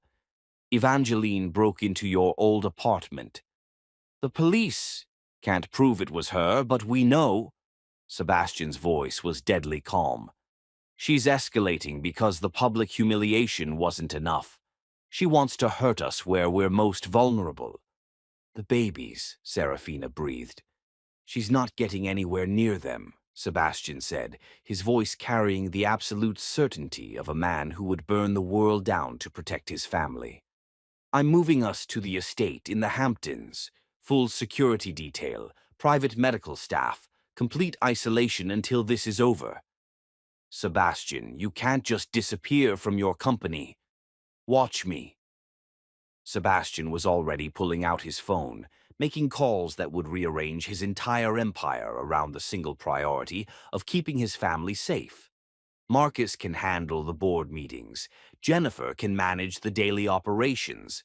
The company survived before I met you, and it'll survive while I'm protecting you. Within 6 hours, Sebastian had transformed his Hamptons estate into a secure sanctuary. The sprawling oceanfront property, which had sat mostly empty for years, suddenly bustled with discreet activity as security consultants installed advanced surveillance systems, medical professionals established a fully equipped nursery, and Sebastian's most trusted staff prepared for an extended stay. "This feels excessive," Serafina said, watching monitors being discreetly installed throughout the main house. "We can't live in fear because one unstable woman refuses to accept defeat." "We're not living in fear," Sebastian corrected, drawing her against his chest as they stood on the master bedroom balcony, watching their children sleep in the portable cribs beside them. "We're protecting what matters most while we figure out how to neutralize the threat permanently." The first week at the estate passed like a dream. Without the pressures of work, without the constant vigilance required in the city, Sebastian and Serafina fell into a rhythm that felt like the life they should have had from the beginning. They took turns with night feedings, explored the grounds with the babies in strollers, made love with a passion that seemed to grow stronger each day rather than settling into comfortable routine. "I never knew you could cook," Serafina said one evening, watching Sebastian prepare dinner in the estate's gourmet kitchen while she nursed Elijah. "I learned during the 5 years you were gone," Sebastian admitted. "I kept thinking about all the things I wanted to do for you, all the ways I wanted to take care of you. Cooking was one of them." "What were the others?" Sebastian's hands stilled on the cutting board. "Reading to you when you were sick, running you baths after your long surgeries, massaging your feet when you'd been standing in the OR all day." His voice dropped to a whisper. "Growing old with you, watching our children graduate from college, get married, have babies of their own." Serafina's eyes filled with tears. "We can still have all of that. Can we?" Sebastian turned to face her, his gray eyes intense. "Sarah, I need you to promise me something. When this is over, when Evangeline is no longer a threat, promise me you won't disappear again. Promise me that no matter what happens, no matter what anyone tells you, you'll talk to me first." "I promise," she said without hesitation. "Sebastian, I will never leave you again. Not for any reason, not under any circumstances. You're stuck with me forever." "Forever isn't long enough," Sebastian said, crossing to kiss her with desperate tenderness. Their peace was shattered on the 8th day when Sebastian's head of security, Marcus Reed's brother, Detective James Reed, arrived with news that made Sebastian's blood run cold. "Evangeline Pierce has disappeared," he said without preamble. "She cleared out her apartment, liquidated her bank accounts, and vanished sometime in the last 48 hours. But before she left, she made some very concerning purchases." Sebastian felt Serafina tense beside him as they sat in the estate's study, the baby sleeping peacefully in their arms. What kind of purchases? "The kind that suggest she's planning something permanent," Detective Reed said grimly. "She bought a boat, a 40-foot cabin cruiser, cash transaction. She also purchased camping gear, non-perishable food supplies, and—" He paused, his expression grave. "And a gun. Legal purchase, background check cleared, but concerning given the circumstances." "She's planning to run," Serafina said quietly. "But not before she tries to hurt us." "That's our assessment," Detective Reed agreed. "We've got Coast Guard monitoring the waterways, but there are thousands of places to hide a boat between here and international waters." Sebastian stood abruptly, pacing to the windows that overlooked the Atlantic Ocean. Somewhere out there, Evangeline was planning her final revenge. The woman who had stolen 5 years of his life with Serafina was now threatening to steal their future entirely. "She's going to come here," he said with absolute certainty. "She knows about the estate. We've held company retreats here. She knows the layout, knows our routines." "The security," Detective Reed began. "Won't be enough," Sebastian finished. "Not against someone who has nothing left to lose." That night, Sebastian couldn't sleep. He stood guard by the nursery windows, watching the moonlight dance on the ocean waves, every shadow a potential threat. When Serafina found him there at 3 a.m., he looked like a man at war with himself. "Come to bed," she said softly, slipping her arms around his waist from behind. "I can't protect you if I'm sleeping," Sebastian said, not moving from his vigilant position. "You can't protect us if you collapse from exhaustion either." Serafina turned him to face her, her hands framing his face with infinite tenderness. "Sebastian, look at me. We're safe. The security team is watching, the police are patrolling, and Evangeline would have to be completely insane to try to assault a fortified estate." "She is completely insane," Sebastian said grimly. "That's what makes her dangerous."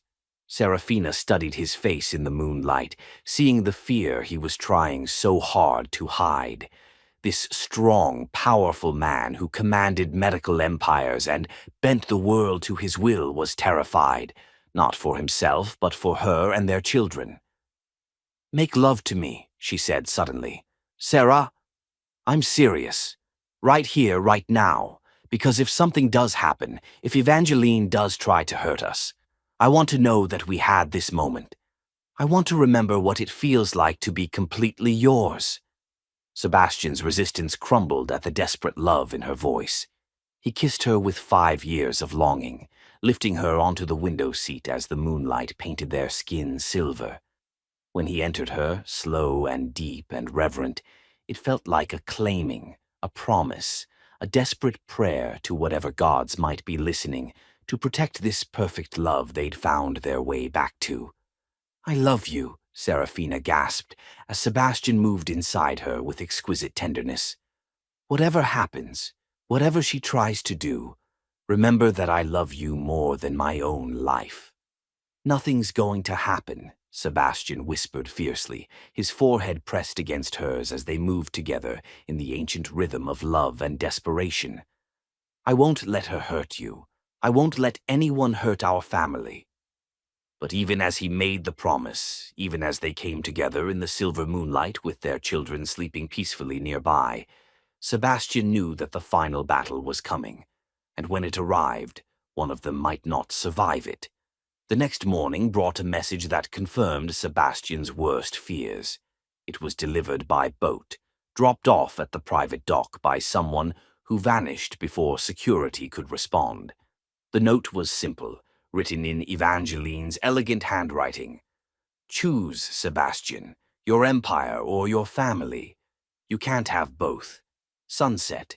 Come alone, or watch everything you love burn. Attached was a photo of the estate taken from the water, with red X marks drawn over the windows of the nursery.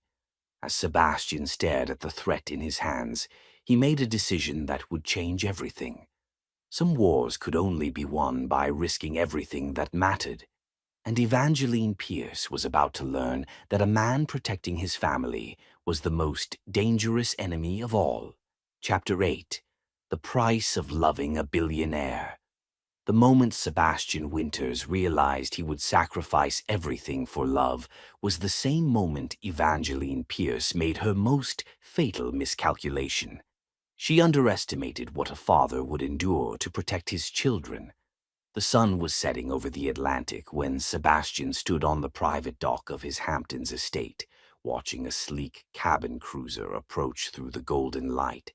He'd spent the afternoon making impossible choices, sending most of his security team away as demanded, leaving Serafina and the twins under Detective Reed's protection, with 2 guards hidden in the house, and preparing for a confrontation that might cost him his life.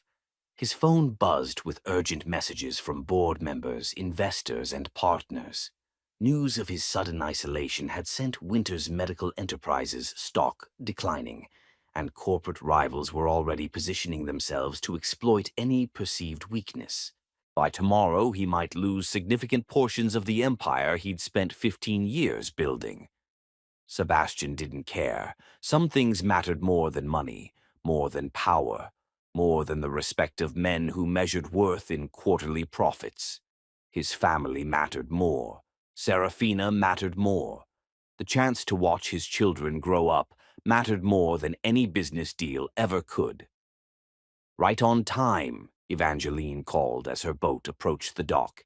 She looked different, wild, desperate, beautiful, in the way of broken things that cut anyone who tried to hold them. Her usually perfect blonde hair whipped around her face in the ocean breeze, and her designer clothes had been replaced by practical black clothing that made her look like the predator she'd always been beneath the polished surface. "Let's get this over with," Sebastian said, his voice deadly calm as he watched her secure the boat to the dock with practiced efficiency. "Oh, Sebastian," Evangeline laughed, the sound carrying a note of hysteria that sent ice through his veins. "This is just the beginning." That's when Sebastian noticed the second figure emerging from the boat's cabin, a man he recognized from industry publications and business conferences. Damien Grayford, CEO of Grayford Industries and Sebastian's longtime competitor in the medical technology sector. A man who'd spent years attempting to undermine Winters Medical Enterprises through aggressive business practices and strategic poaching of key personnel. "Sebastian," Damien said with cold professionalism, "I apologize for the dramatic circumstances." "Not really," Sebastian replied, though his mind was racing to understand this unexpected alliance. "Desperation makes strange bedfellows." "Desperation?"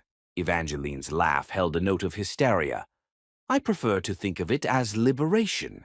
Freedom from pretending your pathetic company mattered to me. Freedom from watching you waste your potential on someone beneath your station." "Beneath my station?" Sebastian kept his voice level while calculating distances and exit strategies. "Everything," Damien answered for her. "Your company, your reputation, your perfect little family. You see, Sebastian, while you've been playing house, Evangeline and I have been very busy.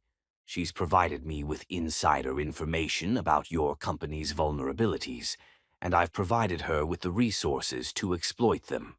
Evangeline pulled out a tablet, showing Sebastian a series of financial documents that made his blood turn to ice.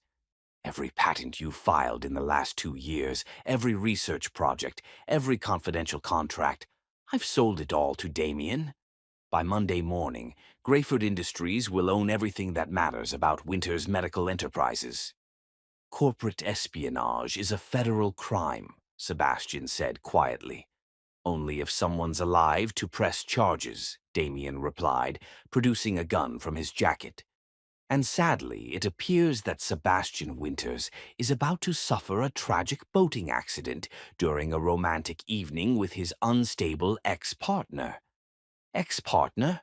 Sebastian felt rage building in his chest like molten lava. That's the story the newspapers will tell, Evangeline said, her eyes glittering with malicious satisfaction. Star-crossed lovers reunited, but unable to overcome their past. A murder-suicide that shocks Manhattan society. Very tragic, very romantic, very final. And what about the children? Sebastian's voice was deadly quiet. Oh, don't worry, Evangeline cooed with false sweetness. Someone will need to take care of those poor orphaned babies. Someone who understands the burden of raising children with such complicated genetics. The implication hit Sebastian like a physical blow. They weren't just planning to kill him and Serafina. They intended to take Arya and Elijah to raise his children as their own sick trophy of victory. You're insane, Sebastian breathed. I'm practical, Evangeline corrected. I loved you, Sebastian. I would have been perfect for you. The right background, the right connections, the right understanding of how our world works. But you chose her instead, so now you'll die with her, and your children will learn to call me mother. That's when Sebastian heard it, the sound that made his heart stop completely. A baby's cry, faint but unmistakable, coming from inside the boat's cabin. You brought them here, he said, horror and rage warring in his voice. Damien thought they might provide motivation for your cooperation, Evangeline said. Don't worry, they're perfectly safe, for now.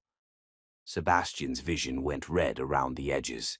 Whatever control he'd been maintaining, whatever strategy he'd been formulating, dissolved in the face of pure, protective fury. His children, his innocent, defenseless children, were crying in the cabin of a boat owned by two psychopaths who planned to murder their parents. Let me see them, he said, his voice barely recognizable. That's the spirit, Damien said approvingly. Family cooperation. I like that in a business partner. They forced Sebastian onto the boat at gunpoint, and what he saw in the cabin nearly brought him to his knees.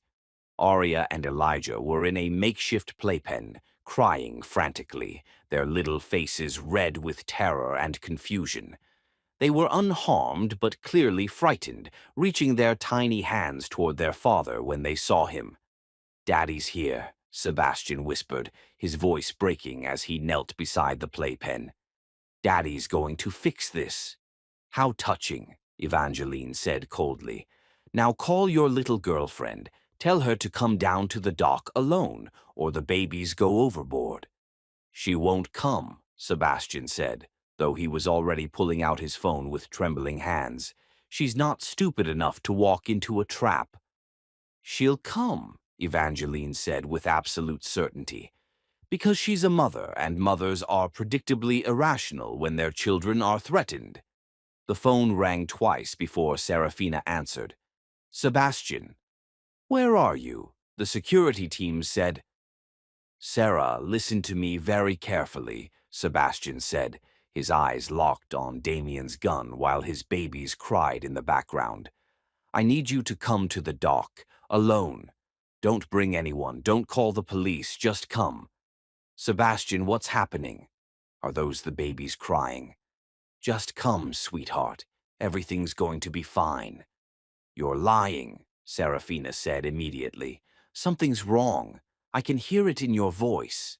Sebastian closed his eyes, knowing that his next words might be the last ones he ever spoke to the woman he loved. "Sarah, if you love me, if you love our children, come to the dock now. Please." The line went dead, and Sebastian knew with absolute certainty that Serafina would come. Because she was exactly what Evangeline had said, a mother who would risk everything for her children. "Excellent," Damien said approvingly. "Now we wait." The next 20 minutes felt like 20 hours. Sebastian held his children while Evangeline and Damien discussed their plans with the casual efficiency of people planning a dinner party instead of multiple murders.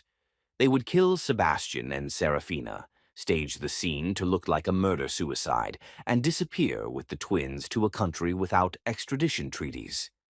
Damien would return to New York in a few months with a tragic story about finding the babies and adopting them out of compassion. "What about the resemblance?" Sebastian asked, buying time while his mind raced through increasingly desperate escape scenarios. "People will notice that they look like me." "Children change," Evangeline said dismissively, "and people see what they expect to see. Poor orphans being raised by generous benefactors. No one will look too closely." That's when Sebastian saw her, Serafina walking down the dock toward the boat, her silhouette backlit by the setting sun. She moved with the calm confidence of a surgeon walking into an operating room, and Sebastian realized with growing horror that she had a plan. "Don't try anything heroic," Damien warned as Serafina approached. "One wrong move and the babies pay the price." Serafina stepped onto the boat with steady grace, her dark eyes immediately finding Sebastian and the twins, before assessing the tactical situation with clinical precision. "Let me hold my children." "I don't think so," Evangeline said, moving closer with predatory satisfaction. "They're perfectly fine where they are." "They're crying," Serafina observed. "They need their mother." "They'll have a new mother soon enough," Evangeline replied, raising her own gun. When had she gotten a gun?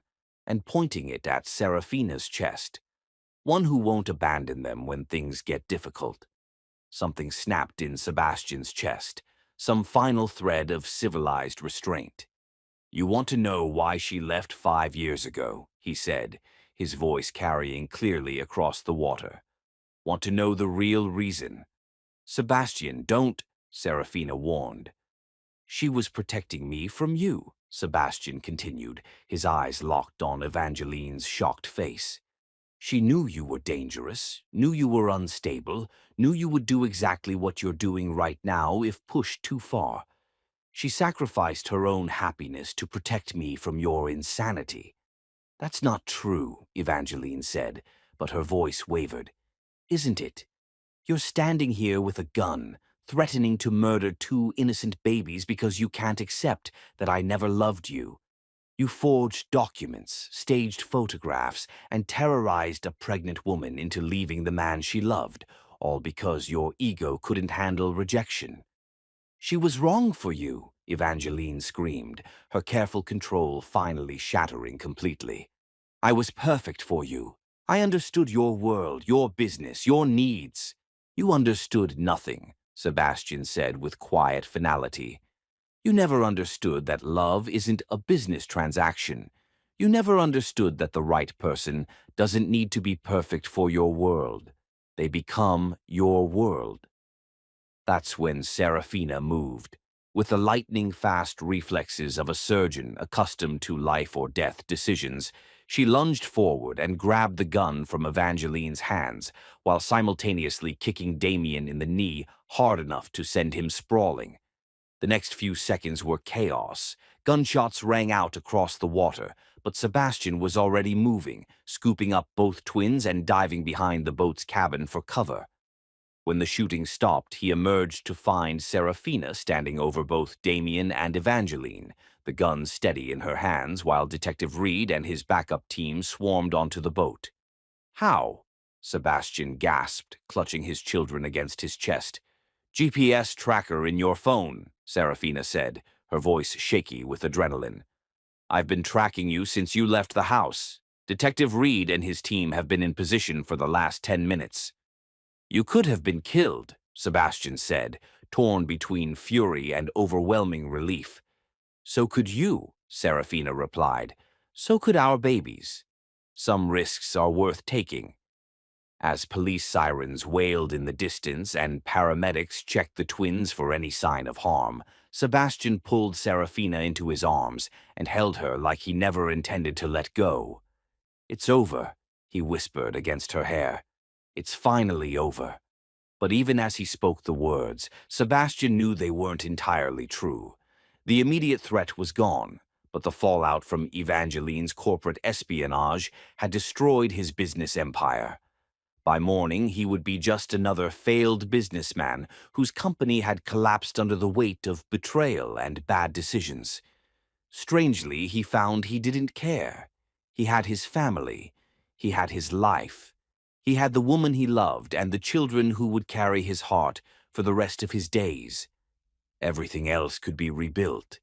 Everything else was just money, power, reputation, things that mattered only to people who had never learned the difference between success and happiness.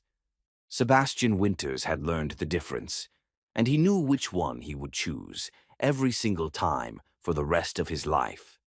Chapter 9. When Love Demands the Ultimate Sacrifice. The sound that shattered Sebastian's world wasn't gunfire or screams. It was the quiet clicking of handcuffs as federal agents arrested him for crimes he'd never committed. Sebastian Winters, Agent Patricia Hartwell announced as she entered the hospital conference room where he'd been meeting with Detective Reed about enhanced security measures. You're under arrest for conspiracy to commit securities fraud, wire fraud, and violation of the Computer Fraud and Abuse Act. Sebastian rose slowly from his chair, his protective instincts flaring as armed agents filled the small room. There's been a mistake. Evangeline Pierce was the one.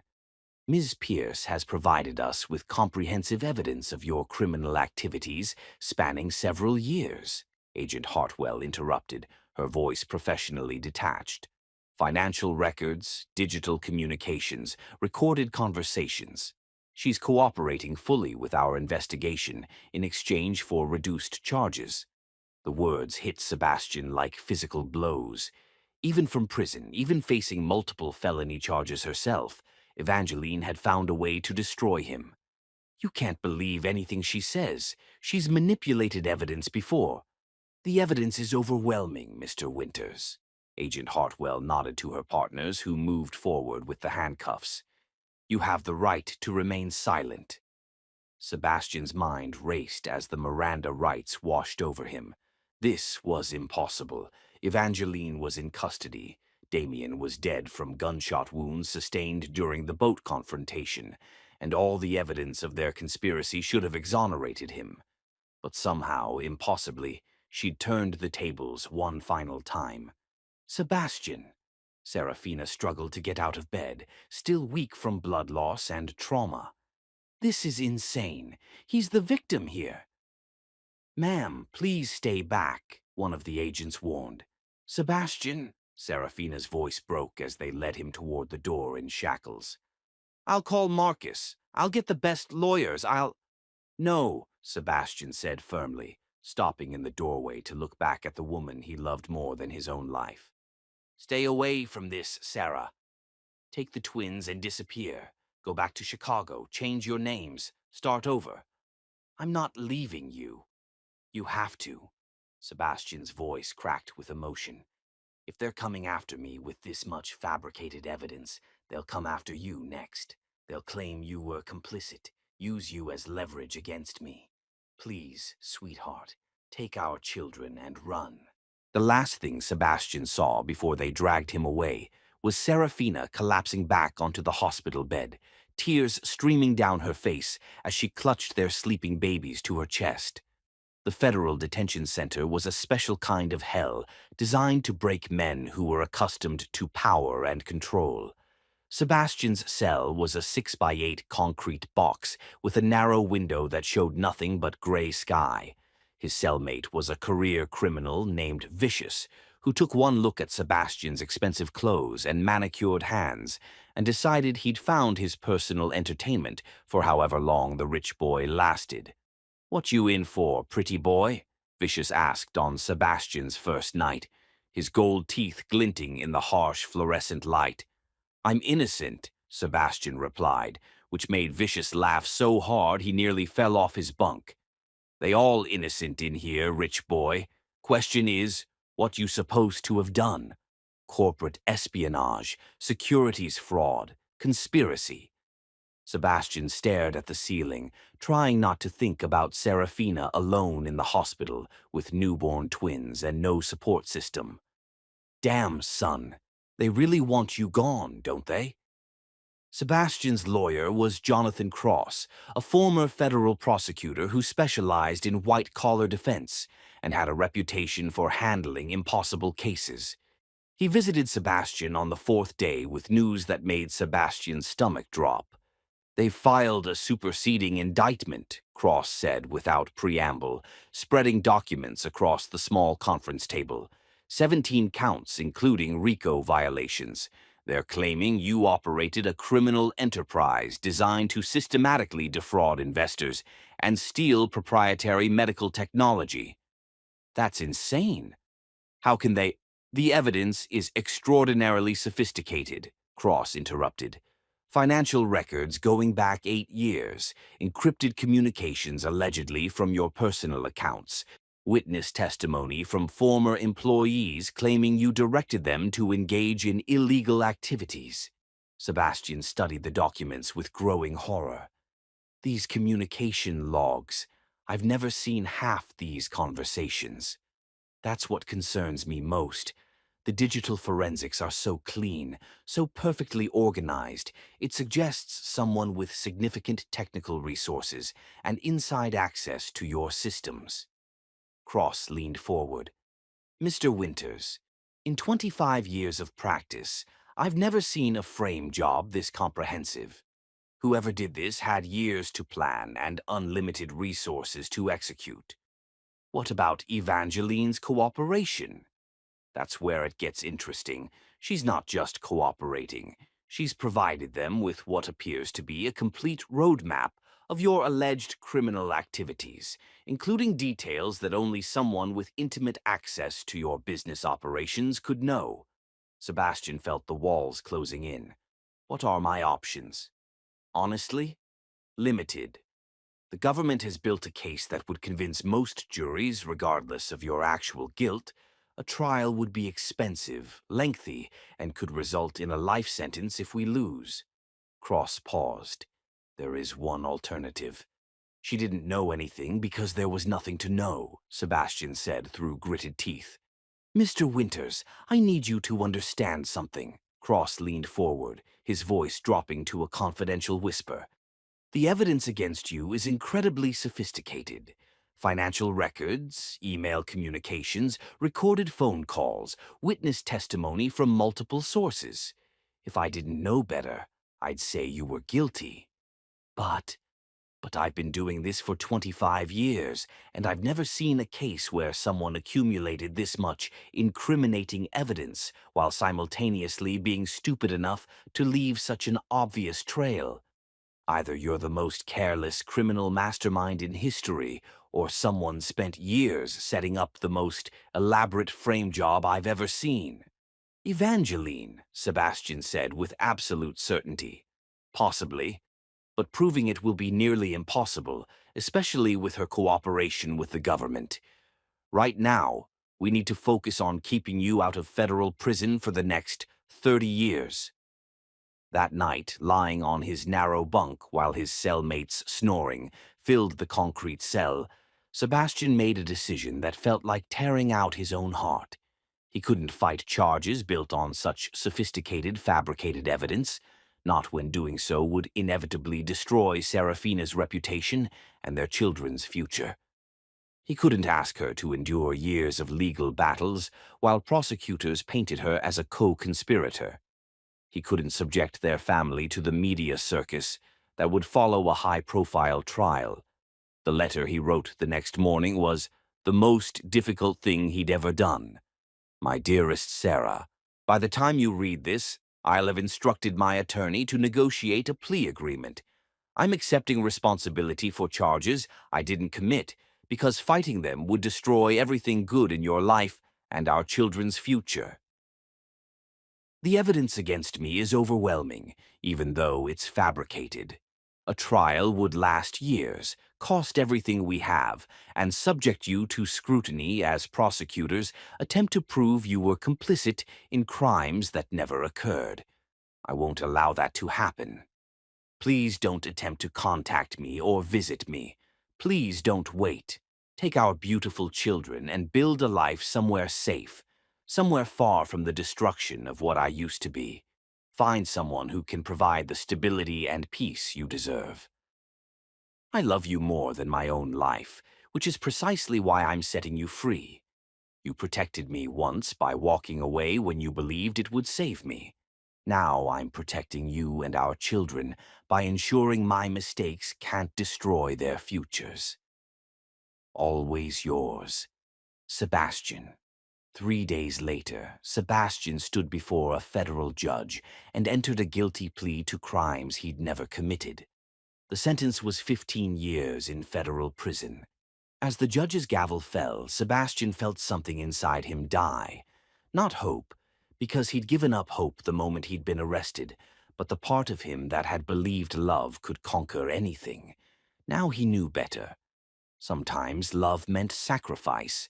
Sometimes love meant walking away. Sometimes love meant spending 15 years in a cage so the people you loved could be free.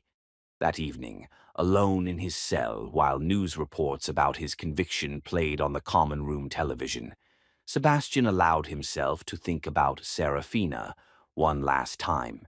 He pictured her holding their children, maybe in Chicago with her family, maybe somewhere far away where no one knew her name or her connection to the disgraced billionaire who destroyed everything he'd touched. He hoped she was happy.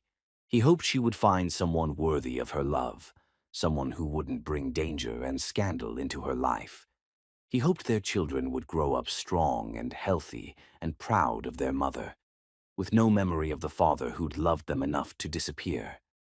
The tears Sebastian cried that night were silent, invisible, and utterly heartbroken, but they were also the last tears he would shed for himself. Tomorrow he would begin the long process of becoming the kind of man who could survive 15 years in federal prison. A man with nothing left to lose, and therefore nothing left to fear. A man whose love for his family burned so purely that it would sustain him through any darkness, any trial, any sacrifice. A man who had no idea that the woman he'd tried to save was about to prove that some bonds are stronger than prison walls, federal charges, or even the ultimate sacrifice of walking away. Chapter 10. Love's Perfect Vengeance and Ultimate Triumph. The night Evangeline Pierce discovered she'd been outplayed by a woman she'd underestimated was the same night Sebastian Winters learned that true love never surrenders. It just becomes more strategic, more determined, and infinitely more dangerous. 6 months had passed since Sebastian's conviction, 6 months of him believing his sacrifice had protected the woman he loved. 6 months of Serafina allowing him to believe that lie while she orchestrated the most methodical takedown in corporate history.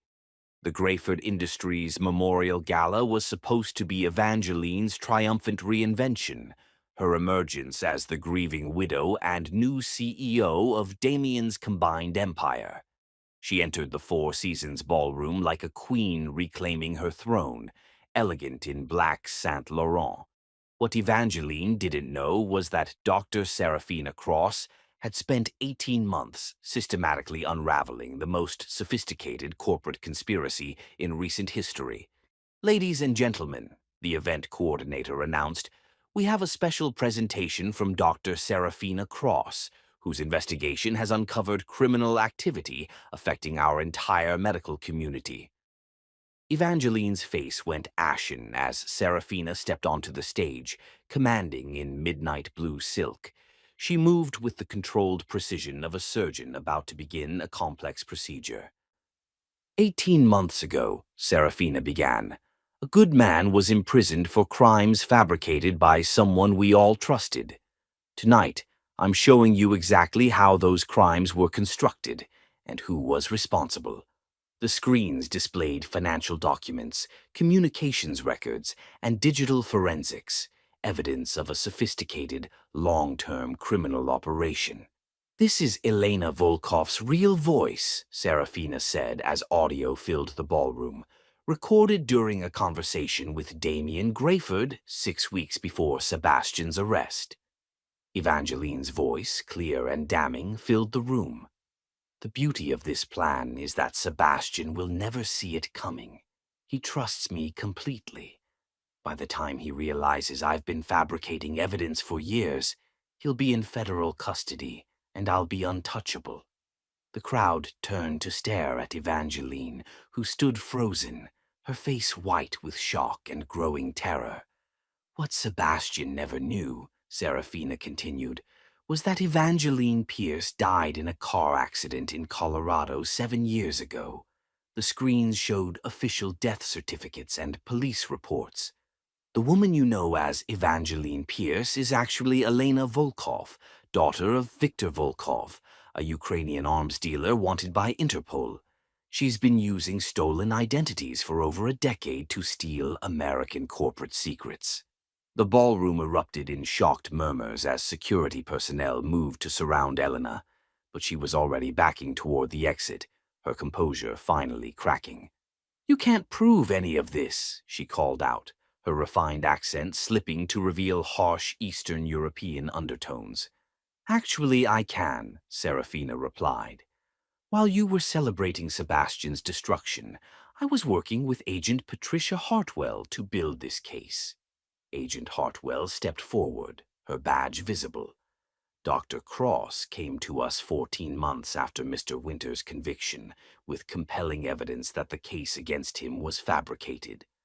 Our investigation uncovered a criminal network that has been systematically targeting high-net-worth individuals for over a decade," Serafina continued. The screens showed a complex web linking Elena to 7 other victims across multiple industries. Elena broke free and ran for the exit, her designer heels clicking against marble as she fled.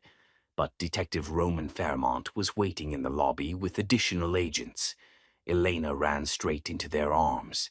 "Elena Volkov," Agent Hartwell announced as they led her away in handcuffs. "You're under arrest for conspiracy, fraud, identity theft, and treason." As the ballroom erupted in chaos, Serafina stood alone on the stage, tears streaming down her face. She'd done it. After 18 months of relentless investigation, she'd proven Sebastian's innocence. Now came bringing Sebastian home. The federal prison looked designed to crush hope. Gray concrete walls, razor wire, and soul-destroying despair.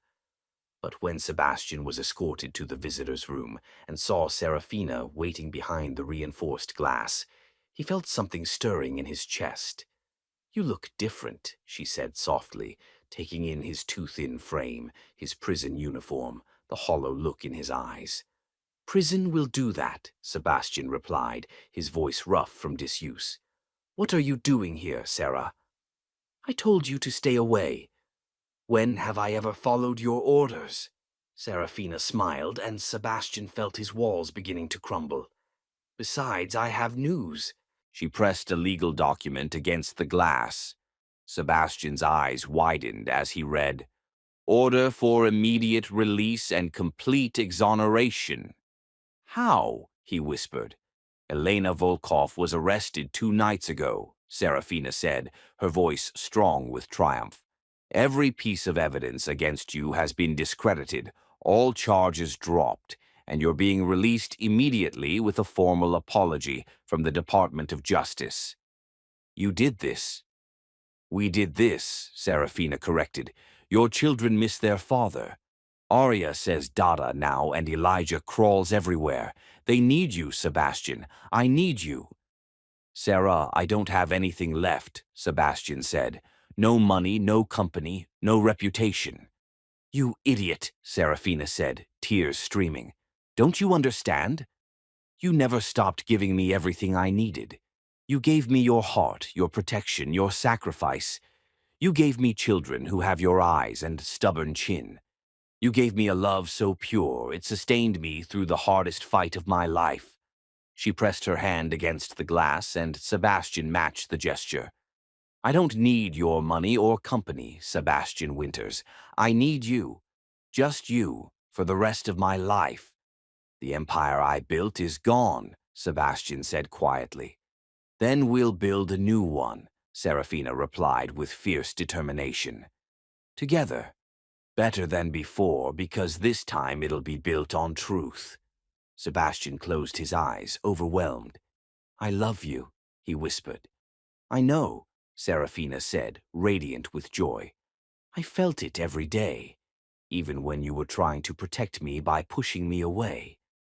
2 hours later, Sebastian walked out of federal prison, a free man, his arms full of the woman who'd moved heaven and earth to prove his innocence, and the children who squealed with delight at seeing their father again. 18 months later, Sebastian and Serafina stood in the same ballroom where Elena had been exposed, surrounded by wedding guests. Sebastian had rebuilt his empire as a medical foundation, providing health care to underserved communities. Serafina had returned to surgery at the Foundation's flagship hospital. Their children, now walking and chattering, carried rings in tiny silk pouches as they toddled down the aisle, faces bright with excitement. Do you, Sebastian Winters, take Serafina Cross to be your wife, to love and cherish in prosperity and adversity for all the days of your life? I do, Sebastian said, his voice unwavering as he slipped the ring onto her finger. I have loved her since the first moment I saw her, and I will love her until my last breath and beyond. Do you, Serafina Cross, take Sebastian Winters to be your husband, to love and protect, to fight for and stand beside? I do, Serafina replied with absolute certainty. He is my heart, my soul, my partner in all things.